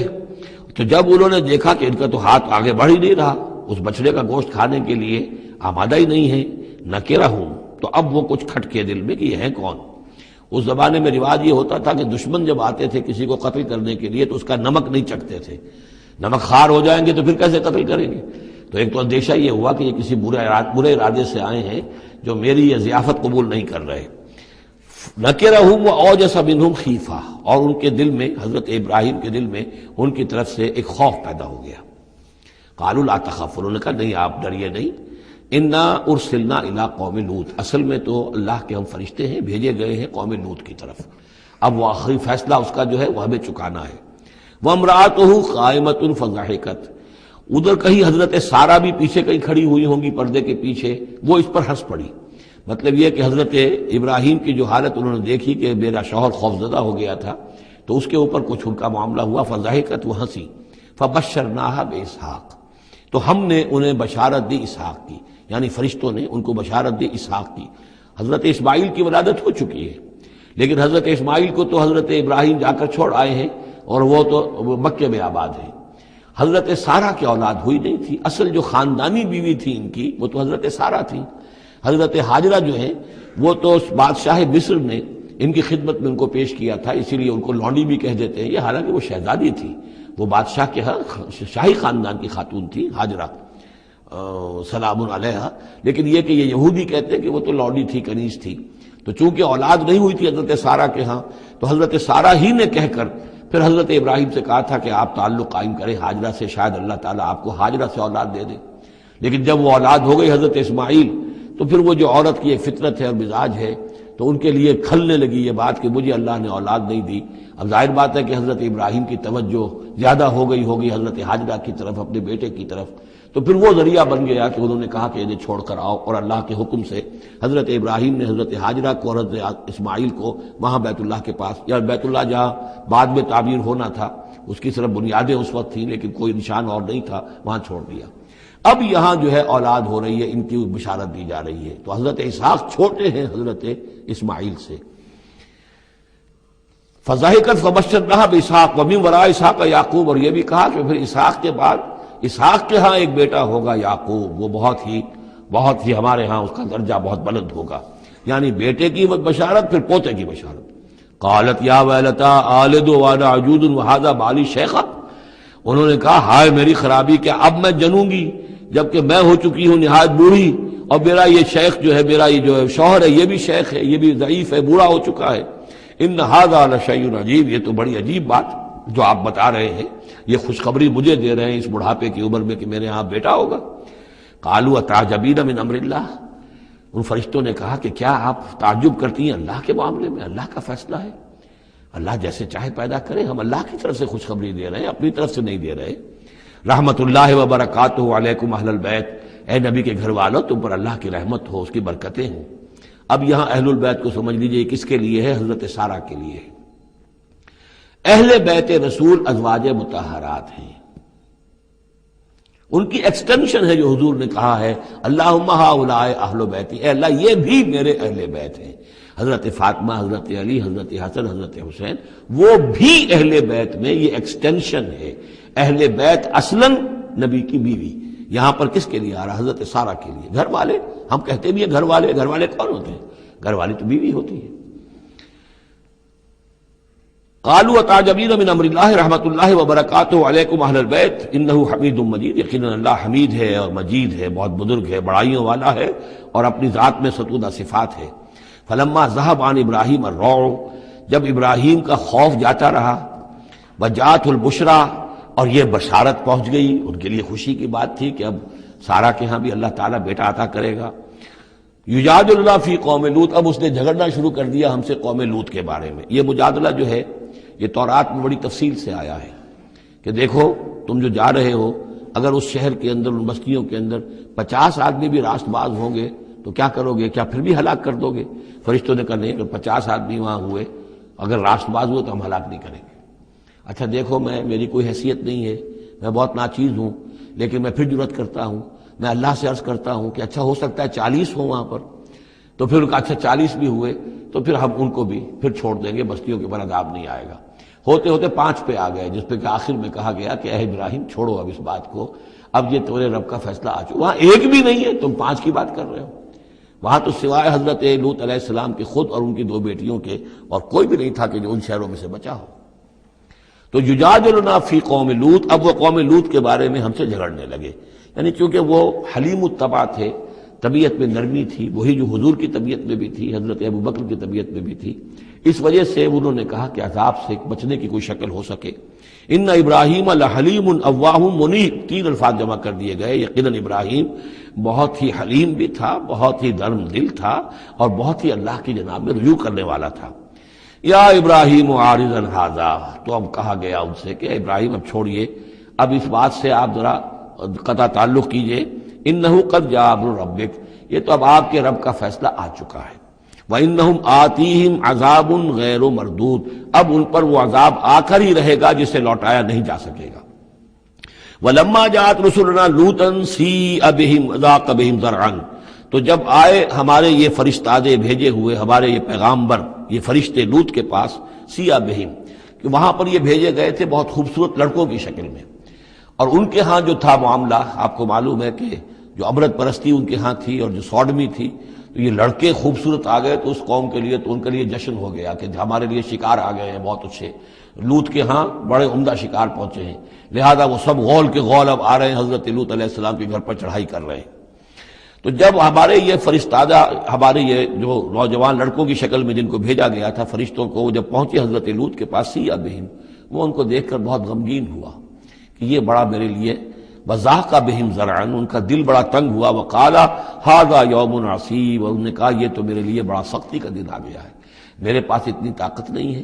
کہ میں ان بدبختوں کا مقابلہ کر سکوں، اپنے ان مہمانوں کو ان کی دست برد سے میں بچا سکوں۔ اور وہ لوگ جو ہیں جانتے تھے جس قسم کی خبیث ان کی تباہی ہو چکی تھی کہ وہ کسی اپیل اور کسی دلیل سے باز آنے والے نہیں ہیں، تو اس سے ان کے دل کے اندر جو ہے وہ ایک عجیب کیفیت پیدا ہوئی۔ سیء بہم وضاق بہم ذرعا وقال ھذا یوم عصیب وجاءہ قومہ یہرعون الیہ، اور اب آئی اس کی قوم اس کے پاس والہانہ دوڑتی ہوئی، بڑے خوشی سے ناچتے ہوئے آ رہے ہیں کہ آج تو ہمارے لیے جو ہے وہ بہت ہی عمدہ شکار پہنچ گیا ہے۔ وَمِن قَبْلُ كَانُوا يَعْمَلُونَ السَّيِّئَاتِ، اور وہ پہلے ہی سے ان گندے کاموں کے اندر ملوث تھے۔ قَالَ يَا قَوْمِ هَؤُلَاءِ بَنَاتِي هُنَّ أَطْهَرُ لَكُمْ، حضرت لوط نے فرمایا کہ دیکھو میری قوم کے لوگوں، میری بیٹیاں موجود ہیں، وہ تمہارے لیے بہت پاکیزہ ہیں۔ اس کے دو معنی کیے گئے، ایک تو یہ کہ بیٹیوں سے مراد ہے کہ جو تمہاری بیویاں ہیں وہ میری بیٹیوں کے مانند ہیں۔ نبی جو ہوتا ہے وہ گویا کہ قوم کے لیے والد کی جگہ ہے، جیسے کہ قرآن مجید میں وَأَزْوَاجُهُ أُمَّهَاتُهُمْ، حضور کی تمام ازواج جو ہیں وہ پوری امت کے لیے ماؤں کے درجے میں ہیں، تو گویا کہ میری بیٹیاں ہیں، اللہ نے تمہارے لیے ان کو پیدا کیا ہے، تمہارے لیے جوڑا بنایا ہے، وہ پاک جو ہے تمہارے لیے راستہ اپنی شہوت کی کے تقاضے کو پورا کرنے کے لیے صحیح راستہ اس کو چھوڑ کر، اور یہ بھی ہو سکتا ہے کہ انہوں نے اپنی بیٹیوں ہی کو پیش کیا ہو کہ تمہیں اگر کرنا ہی ہے تو نکاح کر لو، میں اپنی بیٹیاں تمہیں نکاح میں دینے کو تیار ہوں، لیکن میرے جو یہ مہمان ہیں ان کے بارے میں مجھے رسوا نہ کرو۔ قال یا قوم هؤلاء بناتی هن اطہر لکم فاتقوا اللہ ولا تخزون فی ضیفی، تو اللہ کا خوف کرو اور دیکھو مجھے میرے مہمانوں کے معاملے میں رسوا مت کرو۔ الیس منکم رجل رشید، کیا تم میں کوئی ایک آدمی بھی شریف اور کوئی ایک آدمی بھی نیک چلن نہیں رہا؟ یعنی کوئی تو تم میں سے ایسا نکل آتا جو میرا ساتھ دیتا، جو میری ہاں میں ہاں ملاتا، تم میں تو معلوم ہوتا کہ کوئی ایک شخص بھی شریف النفس باقی نہیں رہا۔ قالوا لقد علمت ما لنا فی بناتک من حق، انہوں نے کہا کہ اے لوط تمہیں خوب معلوم ہے تمہاری بیٹیوں پر ہمارا کوئی حق نہیں ہے۔ اس سے معلوم ہوتا ہے وہ دوسری ہی بات ہی زیادہ راجح ہے۔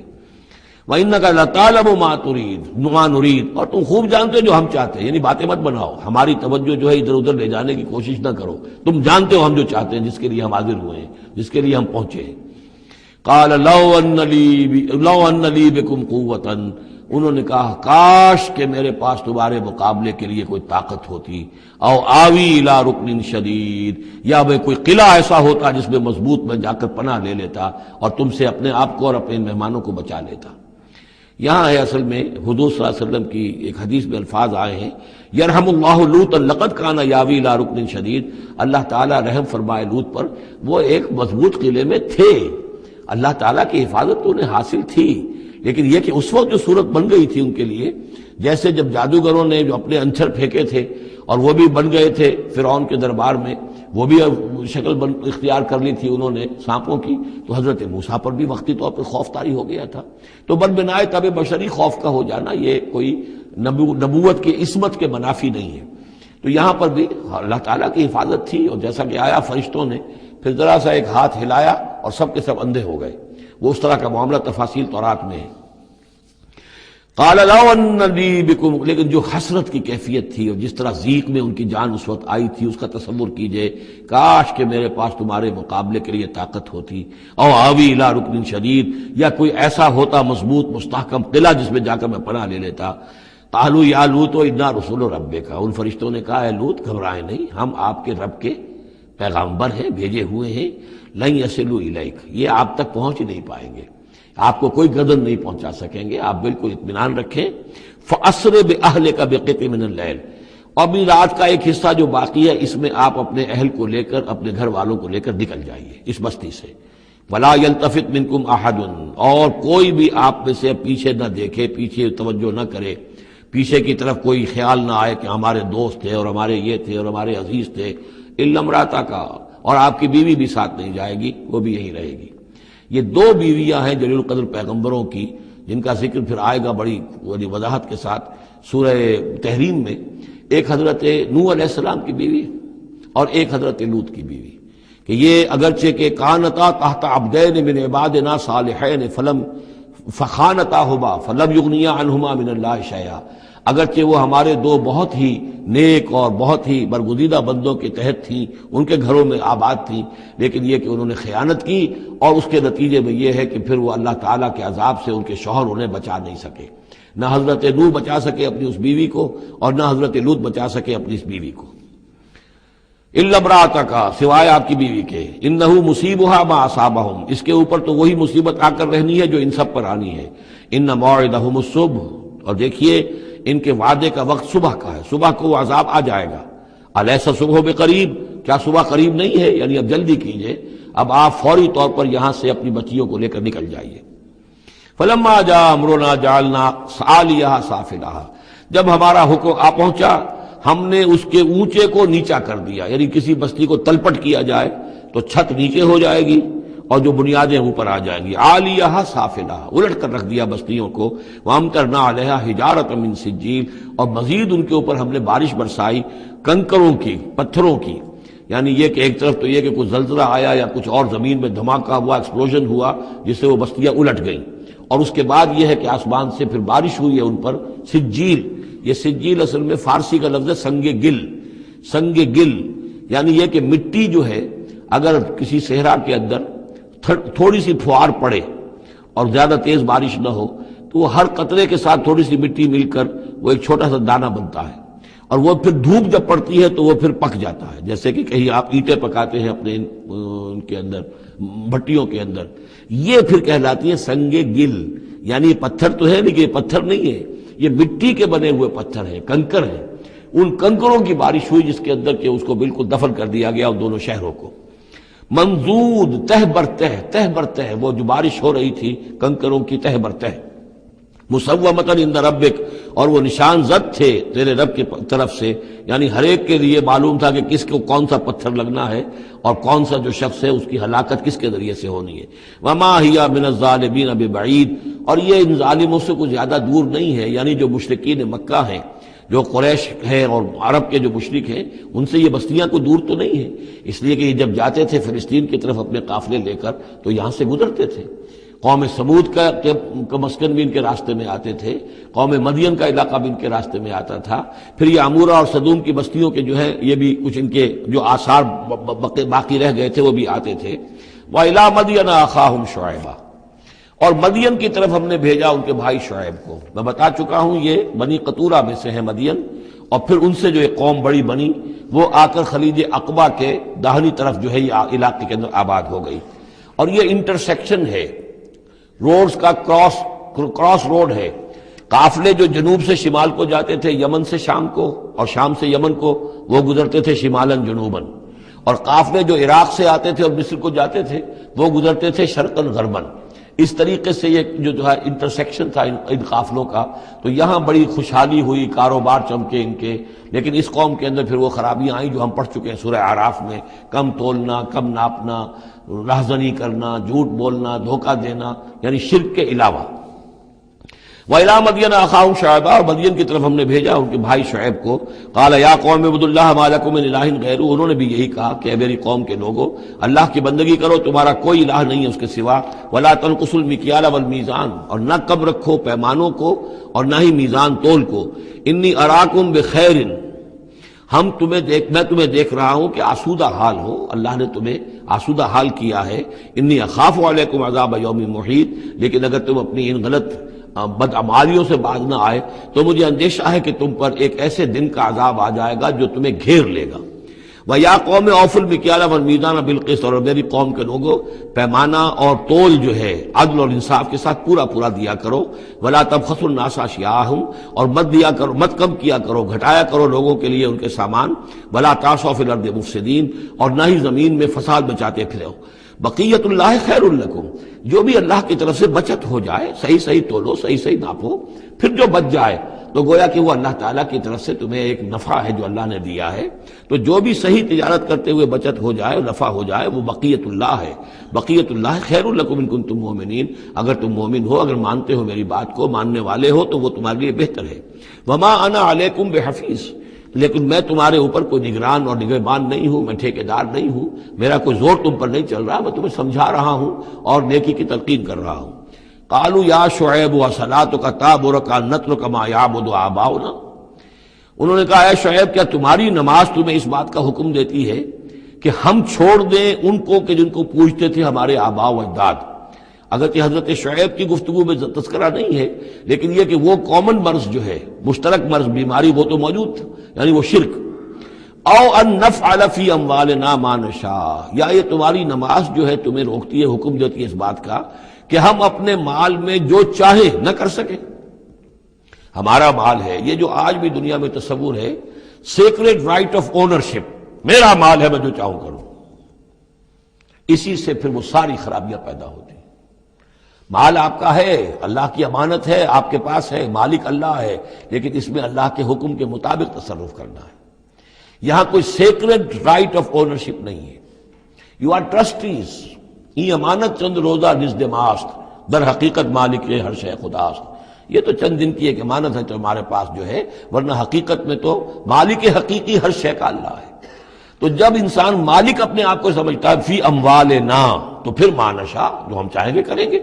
اور نفعل فی اموالنا ما نشاء، تو تم ہمیں روکنا چاہتے ہو اس چیز سے۔ تمہاری نماز اور دینداری جو ہے، اس نے تمہیں یہی سکھایا ہے کہ ایک تو ہمارے معبودوں سے ہمیں برگشتہ کرو، اور دوسرے یہ کہ ہمیں یہ کہو یہ کرو یہ نہ کرو۔ ہمارے مال ہیں، ہم جیسے چاہیں گے اس کے اندر معاملہ کریں گے۔ انک لانت الحلیم الرشید، ہاں ایک ہی تم ہی تو رہ گئے ہو کہ جو بہت نیک ہو، باوقار ہو، باقی تم ہم پر تنقیدیں کر رہے ہو، ہمیں کہہ رہے ہو کہ ہم غلط کام کر رہے ہیں۔ قال یا قوم ارأیتم ان کنت علی بینۃ من ربی، انہوں نے وہی بات فرمائی میری قوم کے لوگوں، سوچو اگر میں پہلے سے بھی اپنے رب کی طرف سے بینہ پر تھا، میری فطرت صحیح تھی، میرا کردار صحیح تھا، میں تمہارے ہاں ایک نیک انسان کی حیثیت سے معروف تھا، جیسے حضور الصادق الامین کی حیثیت سے متعارف تھے، وَرَزَقَنِي مِنْهُ رِزْقًا حَسَنًا، اور اللہ تعالیٰ نے اور اپنے پاس سے مجھے اچھا رزق دیا ہے، وحی آئی ہے، نبوت مجھے مل گئی ہے، وَمَا أُرِيدُ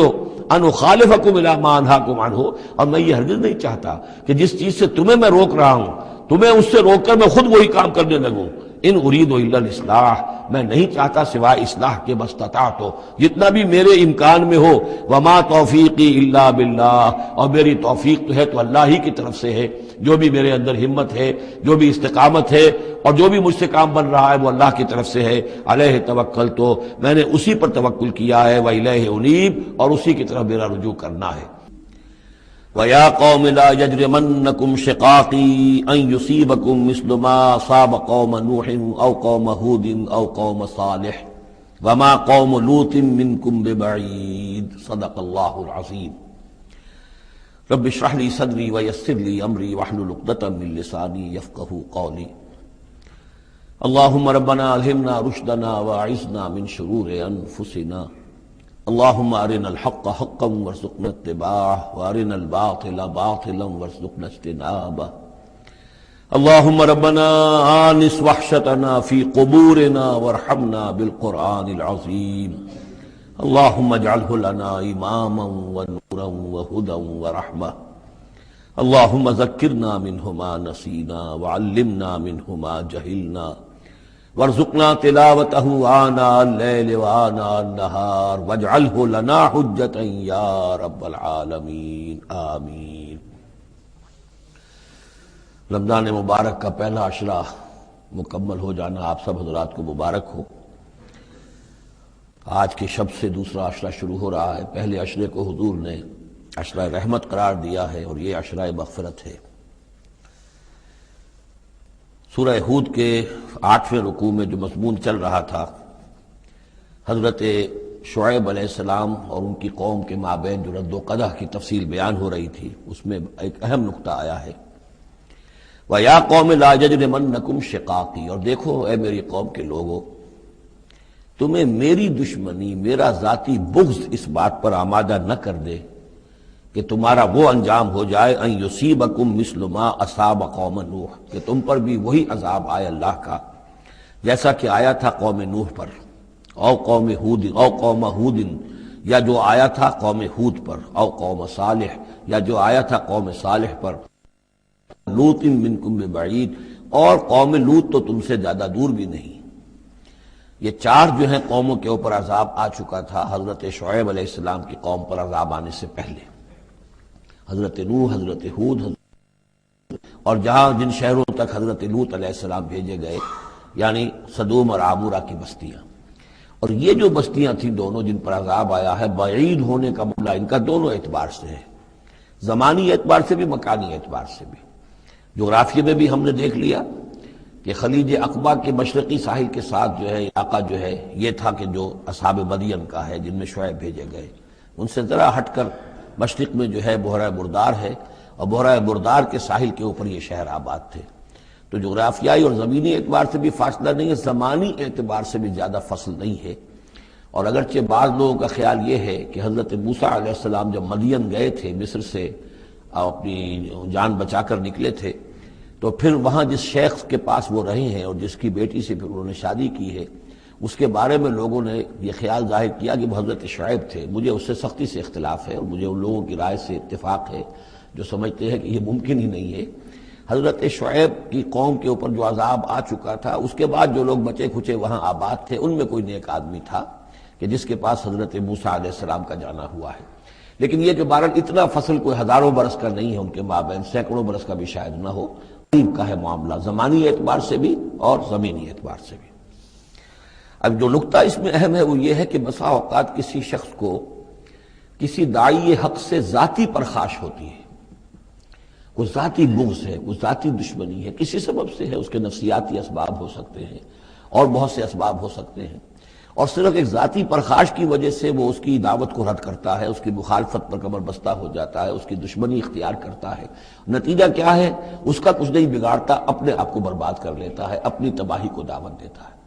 تو اے میری قوم کے لوگ، میری زدم زدہ میں تم کہیں اس انجام سے دوچار نہ ہو جانا، ایسا نہ ہو کہ میرا بغض اور میری عداوت جو ہے، وَيَا قَوْمِ لَا يَجْرِمَنَّكُمْ شِقَاقِي أَن يُصِيبَكُم مِّثْلُ مَا أَصَابَ قَوْمَ نُوحٍ أَوْ قَوْمَ هُودٍ أَوْ قَوْمَ صَالِحٍ وَمَا قَوْمُ لُوطٍ مِّنكُم بِبَعِيدٍ وَاسْتَغْفِرُوا رَبَّكُمْ، اور دیکھو استغفار کرو اپنے رب سے، ثُمَّ تُوبُوا إِلَيْهِ، پھر اس کی طرف رجوع کرو، اس کی طرف آگے بڑھو، اس کی اطاعت کرو، اس کی فرمانبرداری کرو۔ ان ربی رحیم ودود، یقیناً میرا رب رحیم بھی ہے، ودود بھی ہے، محبت فرمانے والا ہے۔ قال یا شعیب ما نفقہ کثیرا مما تقول، ان کا کہ اے شعیب تم جو کچھ کہتے ہو اس کی اکثر بات تو ہماری سمجھ میں نہیں آتی، کیا کہہ رہے ہو تم؟ یعنی یہ کہ ذہنوں کے سانچے اتنے بگڑ گئے ہوتے ہیں کہ سیدھی بات ان میں فٹ بیٹھتی نہیں۔ ما نفقہ کثیرا مما تقول وانا لنراک فینا ضعیفا، ہم تو یہ دیکھ رہے ہیں کہ تم ہمارے اندر کوئی طاقتور آدمی نہیں ہو، کمزور سے آدمی ہو، ہم تو دیکھتے ہیں کہ تمہارے پاس کوئی قوت نہیں ہے۔ لولا رہتو کا، اگر نہ ہوتا تمہارا خاندان، لرجمناکا، تو ہم تجھے کبھی کا جو سنسار کر چکے ہوتے۔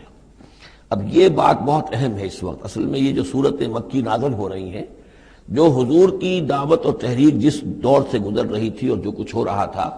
وہ اس کا ایک عکس سابقہ انبیاء اور رسل کے حالات میں بھی جو ہے تو وہ اسی دور کی مناسبت سے وہی باتیں نمایاں کی جاتی ہیں۔ یعنی جو تکرار ہوئی ہے ان رسولوں کے حالات کی، وہ تکرار محض نہیں ہے، بلکہ ہر جگہ پر جس دور میں وہ صورت نازل ہو رہی ہے جن میں ان کا تذکرہ ہو رہا ہے، اس دور میں جو خاص مسائل ہیں کہ جو درپیش ہیں محمد الرسول اللہ صلی اللہ علیہ وسلم اور آپ کے صحابہ کو، تو ان کے مناسبت سے جو ہدایت ہے، دل جوئی ہے، مسلمانوں کے لیے رہنمائی ہے، وہ حصہ ان رسولوں کی تعلیمات اور تاریخ کا بیان کیا جاتا ہے۔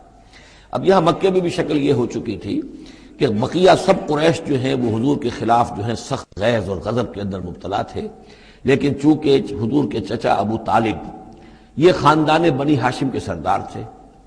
اور انہیں ذاتی محبت تھی، وہ چاہے ایمان نہیں لائے حضور پر صلی اللہ علیہ وسلم، لیکن ذاتی محبت انہیں اتنی تھی کہ انہوں نے آخری وقت تک سپورٹ کیا ہے۔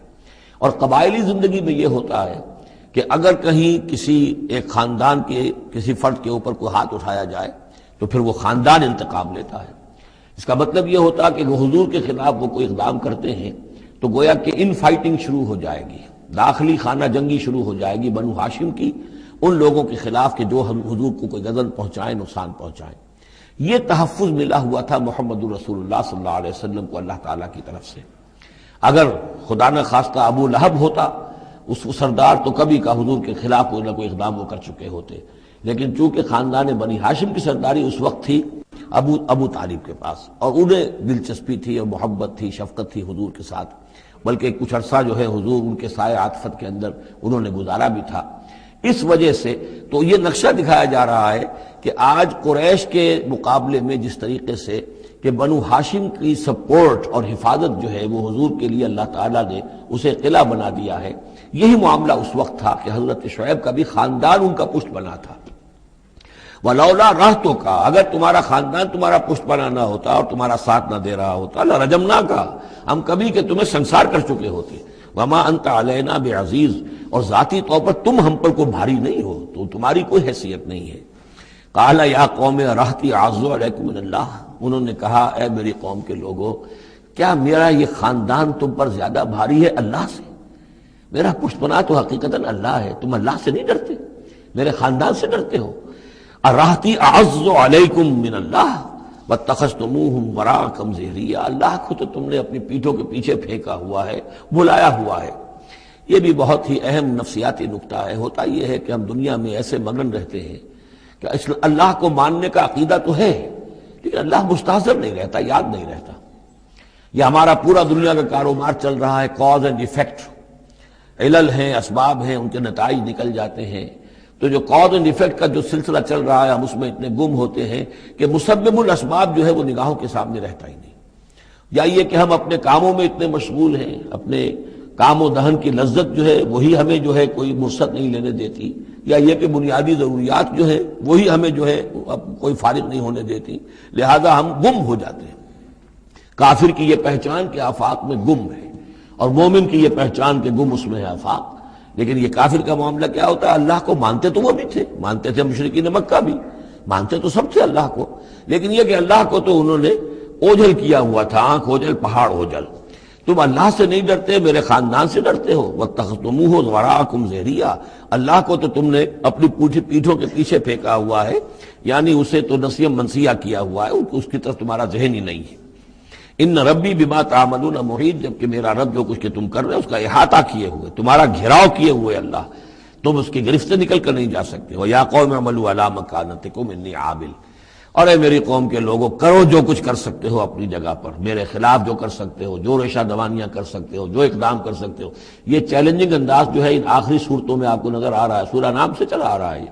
اس لیے کہ وہ کشاکش جو تھی حق و باطل کی وہ اس انتہا کو پہنچ چکی تھی کہ اب حضور صلی اللہ علیہ وسلم کی طبیعت کے اندر بھی وہ بیزاری پیدا ہو چکی تھی۔ اب جو کچھ تم کر سکتے ہو کر لو،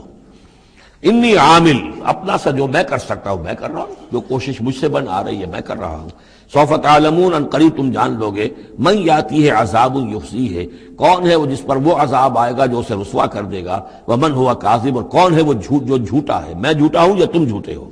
وارتقبوا انی معکم رقیب، تاکتے رہو، انتظار کرو، میں بھی تمہارے ساتھ اب تاک رہا ہوں، منتظر ہوں۔ ولما جاء امرنا، جب ہمارا حکم آ گیا، نجینا شعیبا، ہم نے نجات دے دی شعیب کو، والذین آمنوا معہ، اور ان کو کہ جو اس کے ساتھ ایمان لائے تھے، برحمت منا، اپنی جانب سے رحمت کے ذریعے، واخذت الذین ظلموا الصیحۃ، اور جو یہ ظالم تھے، گناہ گار تھے، مشرک تھے اور کافر تھے، انہیں آ پکڑا ایک بہت بڑی کڑک نے، فاصبحوا فی دیارہم جاثمین، تو وہ اپنے اپنے گھروں میں اور اپنے ولاز میں اور اپنی کوٹھیوں میں، اپنی حویلیوں میں اوندھے پڑے رہ گئے۔ کأن لم یغنوا فیہا، ایسے ہو گئے جیسے وہ کہیں آباد تھے ہی نہیں۔ الا بعدا لمدین، آگاہ ہو جاؤ، پھٹکار ہے مدین پر، کما بعدت ثمود، جیسے کہ ثمود پر پھٹکار ہوئی۔ وَلَقَدْ أَرْسَلْنَا مُوسَىٰ بِآيَاتِنَا، میں نے عرض کیا تھا کہ اس سورہ مبارکہ میں حضرت موسیٰ کا بس ذکر آئے گا تھوڑا سا جو آ رہا ہے اب، ورنہ یہ 6 رکوع ختم ہوئے انبیاء و رسل کے، ان میں سے 2 رکوع جو تھے وہ حضرت نوح علیہ السلام کے حالات پر مشتمل تھے، اور باقی سب کے لیے ایک ایک رکوع آیا ہے۔ وَلَقَدْ أَرْسَلْنَا مُوسَىٰ بِآيَاتِنَا وَسُلْطَانٍ مُّبِينٍ إِلَىٰ فِرْعَوْنَ وَمَلَئِهِ، اور ہم نے بھیجا موسیٰ کو اپنی آیات کے ساتھ اور واضح سند دے کر فرعون اور اس کے سرداروں کے پاس، فَاتَّبَعُوا أَمْرَ فِرْعَوْنَ، لیکن ان بدبختوں نے فرعون ہی کی پیروی کی، اسی کے حکم کو مانا، اسی کی بات پر چلے۔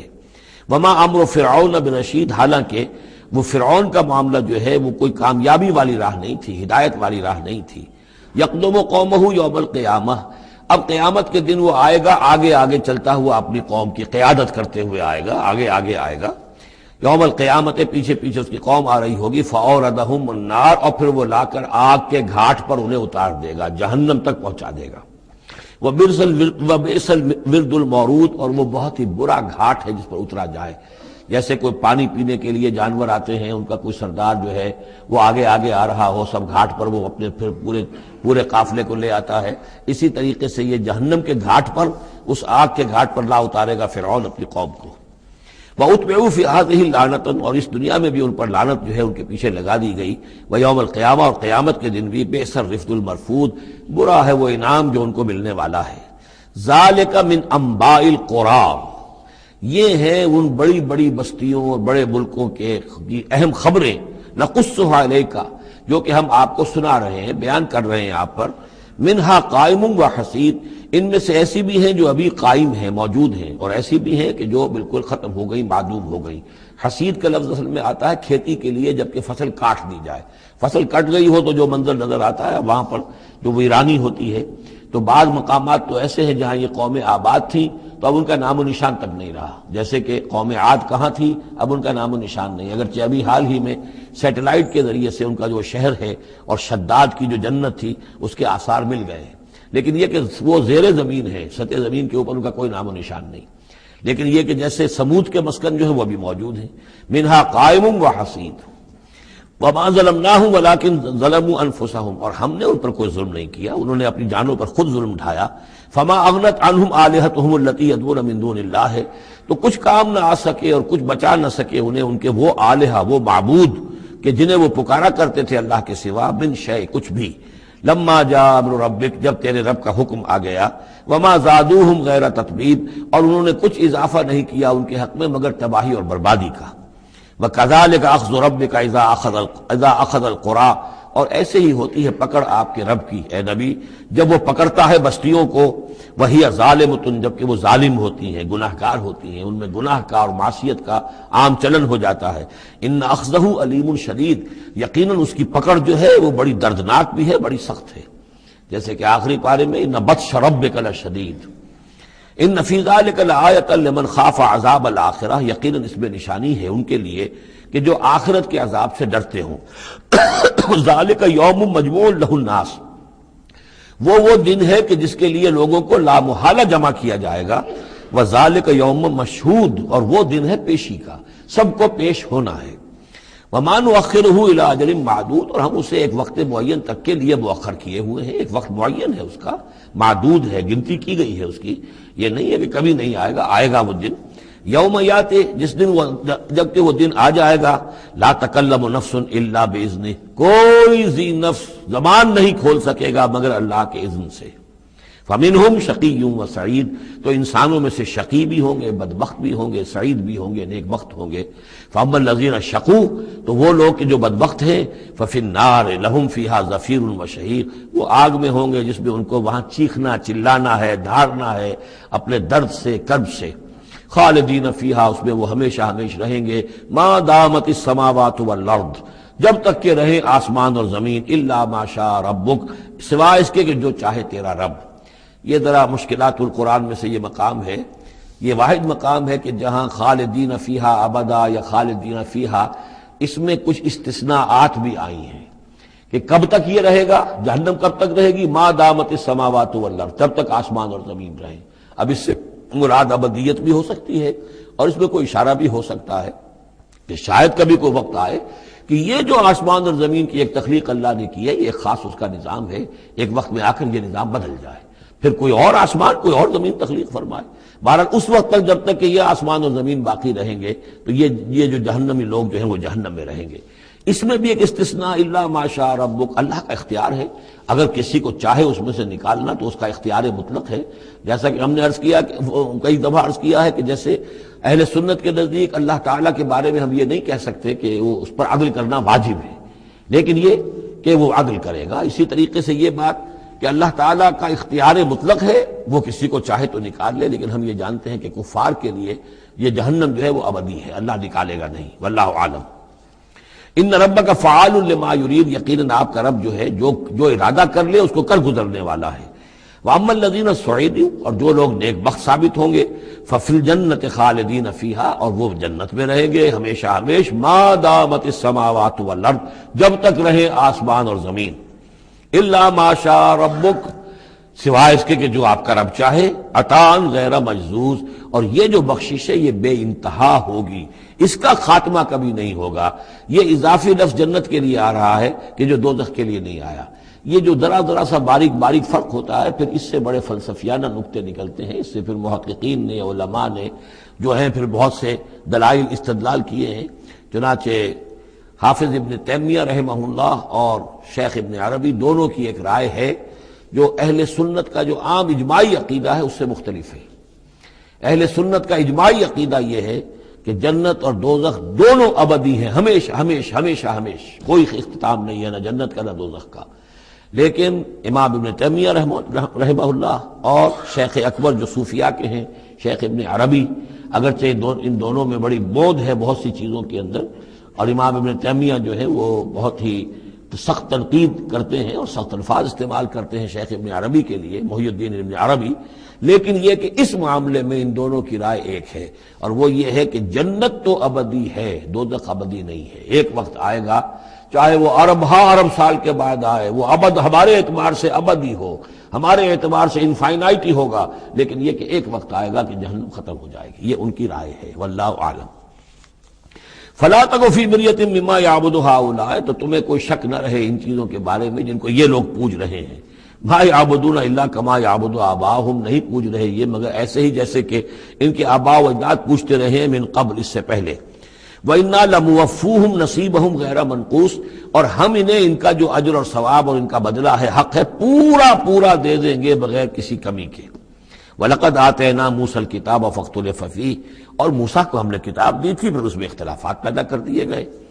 وَلَوْلَا كَلِمَةٌ سَبَقَتْ مِنْ رَبِّكَ لَقُضِيَ بَيْنَهُمْ، اور اگر نہ ہوتی ایک بات تیرے رب کی پہلے ہی سے طے، یعنی ایک مدت اور جو ہے اللہ کی طرف سے معین ہے، تو ان کے مابین فیصلہ کر دیا جاتا۔ وَإِنَّهُمْ لَفِي شَكٍّ مِّنْهُ مُرِيبٍ، اور اب تو حقیقت میں یہ لوگ جو ہے وہ تورات اس کتاب کے بارے میں کچھ شکوک و شبہات میں مبتلا ہو گئے۔ یہ بات جو ہے سورہ شورى میں کھل کر آئے گی کہ رسولوں کو جو کتابیں دی جاتی ہیں ان کے وارث بنتی ہے پھر ان کی امت،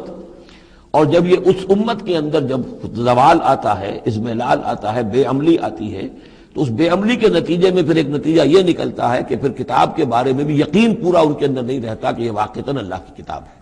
بلکہ اس کے بارے میں بھی ان کے اندر شکوک و شبہات پیدا ہو جاتے ہیں۔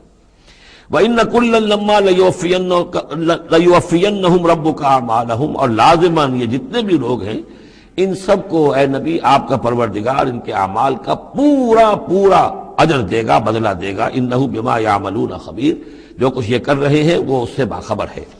فاستقم کما امرت ومن تاب معک، تو اے نبی آپ ڈٹے رہیے جیسا کہ آپ کو حکم ہوا ہے، اور جو لوگ بھی جنہوں نے توبہ کی ہے آپ کے ساتھ، یعنی توبہ کی ہے وہ شرک سے باز آئے ہیں، کفر کو چھوڑا ہے، ایمان لائے ہیں، پلٹ آئے ہیں آپ کے ساتھ، ولا تطغوا، اور اب آگے نہ بڑھیے، حد سے تجاوز نہ کیجیے۔ یہ تجاوز یہ بھی ہو سکتا ہے کہ عذاب کی جلدی کریں، کہ جلدی اب اللہ تعالیٰ فیصلہ چکا دیں۔ تجاوز یہ بھی ہو سکتا ہے کہ کہیں غصے میں آ جائیں اور لوگوں کی مخالفت کے اوپر جو ہے وہ اپنا جو حلم جو ہے اس کا دامن ہاتھ سے چھوڑ بیٹھے، تو یہ مختلف چیزیں ہو سکتی ہیں۔ انہ بما تعملون بصیر، جو کچھ تم کر رہے ہیں اسے بھی اللہ دیکھ رہا ہے، جو کچھ وہ کر رہے ہیں اسے بھی دیکھ رہا ہے، اس کو ان کی سزا دے گا، تمہیں تمہارا اجر و ثواب دے گا۔ ولا ترکنوا الی الذین ظلموا، اور دیکھو ان ظالموں کی طرف کوئی جھکاؤ پیدا نہ ہو جائے تمہارے اندر، رشتہ داری کی وجہ سے، دوستی کی وجہ سے، تمہاری ان کے ساتھ جو پرانے مراسم چلے آ رہے ہیں، اگر کہیں اس کی وجہ سے تم ان کی طرف جھک جاؤ گے، فتمسکم النار، تو تمہیں بھی آگ پکڑ لے گی۔ وما لکم من دون اللہ من اولیاء، اور پھر تمہیں اللہ سے بچانے والے کوئی حمایتی نہیں ہوں گے، ثم لا تنصرون، پھر تمہاری مدد نہیں کی جائے گی۔ وَأَقِمِ الصَّلَاةَ طَرَفَيَ النَّهَارِ وَزُلَفًا مِنَ اللَّيْلِ، اور اے نبی نماز کو قائم رکھیے۔ اب یہ سارے خطابات آپ دیکھ رہے ہیں کہ بظاہر واحد کے صیغے میں حضور سے ہو رہے ہیں، لیکن یہاں پر خطاب امت سے ہے، مسلمانوں سے ہے، حضور کی وساطت سے اہل ایمان جو ہے وہ مخاطب ہے۔ نماز قائم رکھو، دن کے دونوں طرف، فجر ہے ادھر، مغرب ہے یا عصر ہے، یہ نہار کا دو طرف جو ہے وہ تو فجر اور عصر شمار ہوں گے۔ وَزُلَفًا مِنَ اللَّيْلِ، اور کچھ ٹکڑے رات کے، اب مغرب عشاء کو بھی ہم شمار کر سکتے ہیں رات میں، تو اس طریقے سے یہ مختلف شروع میں جیسے اوقات آئے ہیں تو ان میں ابھی پوری طریقے سے 5 نمازوں کا نظام نہیں تھا، وہ تو سن 11 نبوی میں جبکہ یہ معراج ہوئی ہے اس وقت پھر 5 نمازوں کا نظام آیا ہے، ورنہ پورے مکی دور کے 10 برس بلکہ 10.5 برس تک وہ نمازوں کا نظام ایسا ہی تھا کہ کبھی صبح شام کی بات کہہ دی ہے، صبح شام کرو، اور یا یہ کہ سورہ بنی اسرائیل میں بھی ایک بات آ جائے گی، وہ وہاں پڑھیں گے۔ وَأَقِمِ الصَّلَاةَ طَرَفَيَ النَّهَارِ وَزُلَفًا مِّنَ اللَّيْلِ إِنَّ الْحَسَنَاتِ يُذْهِبْنَ السَّيِّئَاتِ، یقیناً نیکیاں بدیوں کو دور کر دیتی ہیں۔ ذَلِكَ ذِكْرَىٰ لِلذَّاكِرِينَ، اور یہ یاد دہانی ہے یاد رکھنے والوں کے لیے۔ وَاصْبِرْ فَإِنَّ اللَّهَ لَا يُضِيعُ أَجْرَ الْمُحْسِنِينَ، اور صبر کیجئے، اور اللہ تعالیٰ محسنین کا، نیکی کرنے والوں کے صبر کو ضائع نہیں کرتا۔ فَلَوْلَا كَانَ مِنَ الْقُرُونِ مِن قَبْلِكُمْ أُولُو بَقِيَّةٍ، تو کیوں نہ ایسا ہوا کہ ہوتے ان قوموں میں جو تم سے پہلے تھی ایسے اولو بقیہ ہوتے، ایسے حق کے علمبردار ہوتے، ینہون عن الفساد فی الارض، کہ جو لوگوں کو اپنی اپنی قوموں کو روکتے رہتے زمین میں فساد مچانے سے، الا قلیلا ممن انجینا منہم، سوائے اس کے کہ کچھ کم ہوئے، بہت تھوڑے لوگ ہوئے جن میں سے کہ ہم نے بچا لیا۔ یعنی جو لوگ بھی نہیں منکر کرتے رہے، روکتے رہے، بدی سے روکتے رہے، کفر سے روکتے رہے، شرک سے روکتے رہے، ان کے بارے میں بار بار یہ بات آ رہی ہے کہ اللہ تعالیٰ ان کو بچا لیتا ہے۔ وَاتَّبَعَ الَّذِينَ ظَلَمُوا مَا أُتْرِفُوا فِيهِ، اور وہ لوگ کہ جنہوں نے گناہ کی روش اختیار کی، وہ تو انہوں نے پیروی کی اپنی اسی چیزوں کی جس میں کہ ان کو ساز و سامان دیا گیا تھا، عیش جو ان کو دے دیا گیا تھا، کانوا مجرمین وکانوا مجرمین، اور یقیناً وہ مجرم تھے۔ وما كان ربك ليهلك القرى بظلم، اور آپ کا رب بستیوں کو ظلم کے ساتھ ہلاک کرنے والا نہیں ہے کہ بغیر ان کی یعنی خرابی کے اعمال کے، بغیر ان کے جرائم کے ان کو ایسے ہی ہلاک کر دیتا۔ وما كان ربك ليهلك القرى بظلم واهلها مصلحون، جبکہ اس میں بسنے والے لوگ جو ہیں وہ مصلح ہوں، اچھے کردار کے لوگ ہوں، اصلاح کرنے والے ہوں، صالح ہوں۔ وَلَوْ شَاءَ رَبُّكَ لَجَعَلَ النَّاسَ أُمَّةً وَاحِدَةً، اور اگر اللہ چاہتا، آپ کا رب چاہتا تو تمام نوع انسانی کو ایک ہی امت بنا دیتا۔ وَلَا يَزَالُونَ مُخْتَلِفِينَ، لیکن نہیں، یہ اختلاف کرتے ہی رہیں گے۔ انسانوں میں اختلاف ہمیشہ باقی رہے گا، صرف فرق یہ ہے کہ اختلاف کو ایک حد تک رکھا جائے، تفرقہ نہ ہو جائے۔ اختلاف ہے، ایک رائے میری، ایک رائے آپ کی ہے، ٹھیک ہے، آپ کی رائے، آپ کے پاس یہ دلائل ہیں، آپ کا دل اس پر ٹھک گیا ہے، آپ اس پر عمل کیجئے۔ میرے پاس یہ دلیل ہے، میرا دل اس پر ٹھکتا ہے، میں اس حدیث کو زیادہ قوی سمجھتا ہوں، آپ نے اس کو زیادہ جو ہے مضبوط سمجھا ہے، کوئی حرج نہیں۔ میں بھی قرآن و سنت سے استدلال کر رہا ہوں، آپ بھی قرآن و سنت سے استدلال کر رہے ہیں۔ امام ابو حنیفہ نے بھی کیا ہے تو وہیں سے استدلال کیا ہے، امام شافعی نے بھی کیا، تو اختلاف ہے۔ تفرقہ نہ ہو کہ تم اور، من دیگرم تو دیگری، میں اور ہوں تم اور ہو، یہ تفرقہ جو ہے وہ کفر ہے۔ لیکن اختلاف لا یزالون مختلفین، وہ تو یہ ہے کہ گلہائے رنگا رنگ سے ہے رونق چمن، اے ذوق جہاں کو ہے زیب اختلاف سے۔ اختلاف جو ہے مونوٹنی اگر دنیا میں ہو تو طبیعت انسان کی محتاج ہے، یہاں تو یہ کہ رنگا رنگی ہو، تنوع ہو، تو اس سے ہی انسان جو یہاں کی جو زیبائش ہے اور رونقیں ہیں۔ ولا یزالون مختلفین الا من رحم ربک، سوائے اس کے کہ جس پر تیرا رب رحم فرما دے۔ ولذالک خلقہم، اللہ نے بنایا ہی اسی حساب سے ہے ان کو۔ دو افراد کے مزاج ایک نہیں ہے، دو افراد کے انگوٹھوں کی وہ یہ نشان ایک نہیں، لکیریں ایک جیسی نہیں ہیں، دو انسانوں کی شکلیں ایک جیسی نہیں ہیں، یہ تو اللہ تعالیٰ نے بنایا ہے تخلیق کے اندر۔ اب جینز کسی کے کچھ ہیں، کسی کے کچھ ہیں، کسی میں کچھ جو ہے اور اثرات آ رہے ہیں، کسی میں کسی اور طرح کے اثرات آ رہے ہیں۔ الناس کالمعادن، اور یہ تمام انسان بھی معدنیات کی طرح ہیں، تو اس طرح ہی اللہ تعالیٰ نے جو پیدا کیا ہے وہ ایک جیسی شے تو نہیں پیدا کی۔ وَتَمَّتْ كَلِمَةُ رَبِّكَ لَأَمْلَأَنَّ جَهَنَّمَ مِنَ الْجِنَّةِ وَالنَّاسِ أَجْمَعِينَ، اور تیرے رب کی یہ بات پوری ہو کر رہے گی کہ میں پر کر کے رہوں گا جہنم کو جنوں سے اور انسانوں سے، سب سے۔ یعنی اس نے جنت بنائی ہے، اس کو بھی اس نے آباد کرنا ہے اہل حق کے ذریعے سے، جہنم بھی تو بنا رکھی ہے، اس کا ایندھن بھی اسے درکار ہے۔ تو اس دنیا کے اندر جو کفار ہیں، مشرکین ہیں، گناہگار ہیں، جو عیاشیاں کر رہے ہیں، بدماش ہیں اور جو ظالم ہیں، یہ ظاہر بات ہے کہ جہنم کے لیے ایندھن ہے جو اللہ نے فراہم کیا ہے۔ وَكُلًّا نَقُصُّ عَلَيْكَ مِنْ أَنْبَاءِ الرُّسُلِ، اب یہ وہ اصطلاح آ گئی جس کا میں بار بار ذکر کر رہا تھا، انباء الرسل۔ اور یہ سب چیزیں جو ہم بیان کر رہے ہیں محمد آپ پر، یہ رسولوں کی بڑی اہم خبروں میں سے ہیں۔ حضرت نوح، حضرت ہود، حضرت صالح، حضرت لوط، حضرت شعیب، حضرت موسیٰ، یہ حالات جو بیان کر رہے ہیں، من انباء الرسل ما نثبت به فؤادک، اور یہ اس لیے تاکہ اس کے ذریعے سے آپ کے دل کو جما دیں، مضبوطی دیں۔ یعنی جو کچھ آپ پر اور آپ کے ساتھی اہل ایمان پر آج بیت رہی ہے، کوئی نئی بات نہیں ہے، ہمیشہ یہی ہوا ہے۔ ہمارے رسول جب بھی آئے ایسی مخالفت ہوئی ہے، اسی طرح کی انہوں نے مشقتیں جھیلی ہیں۔ حضرت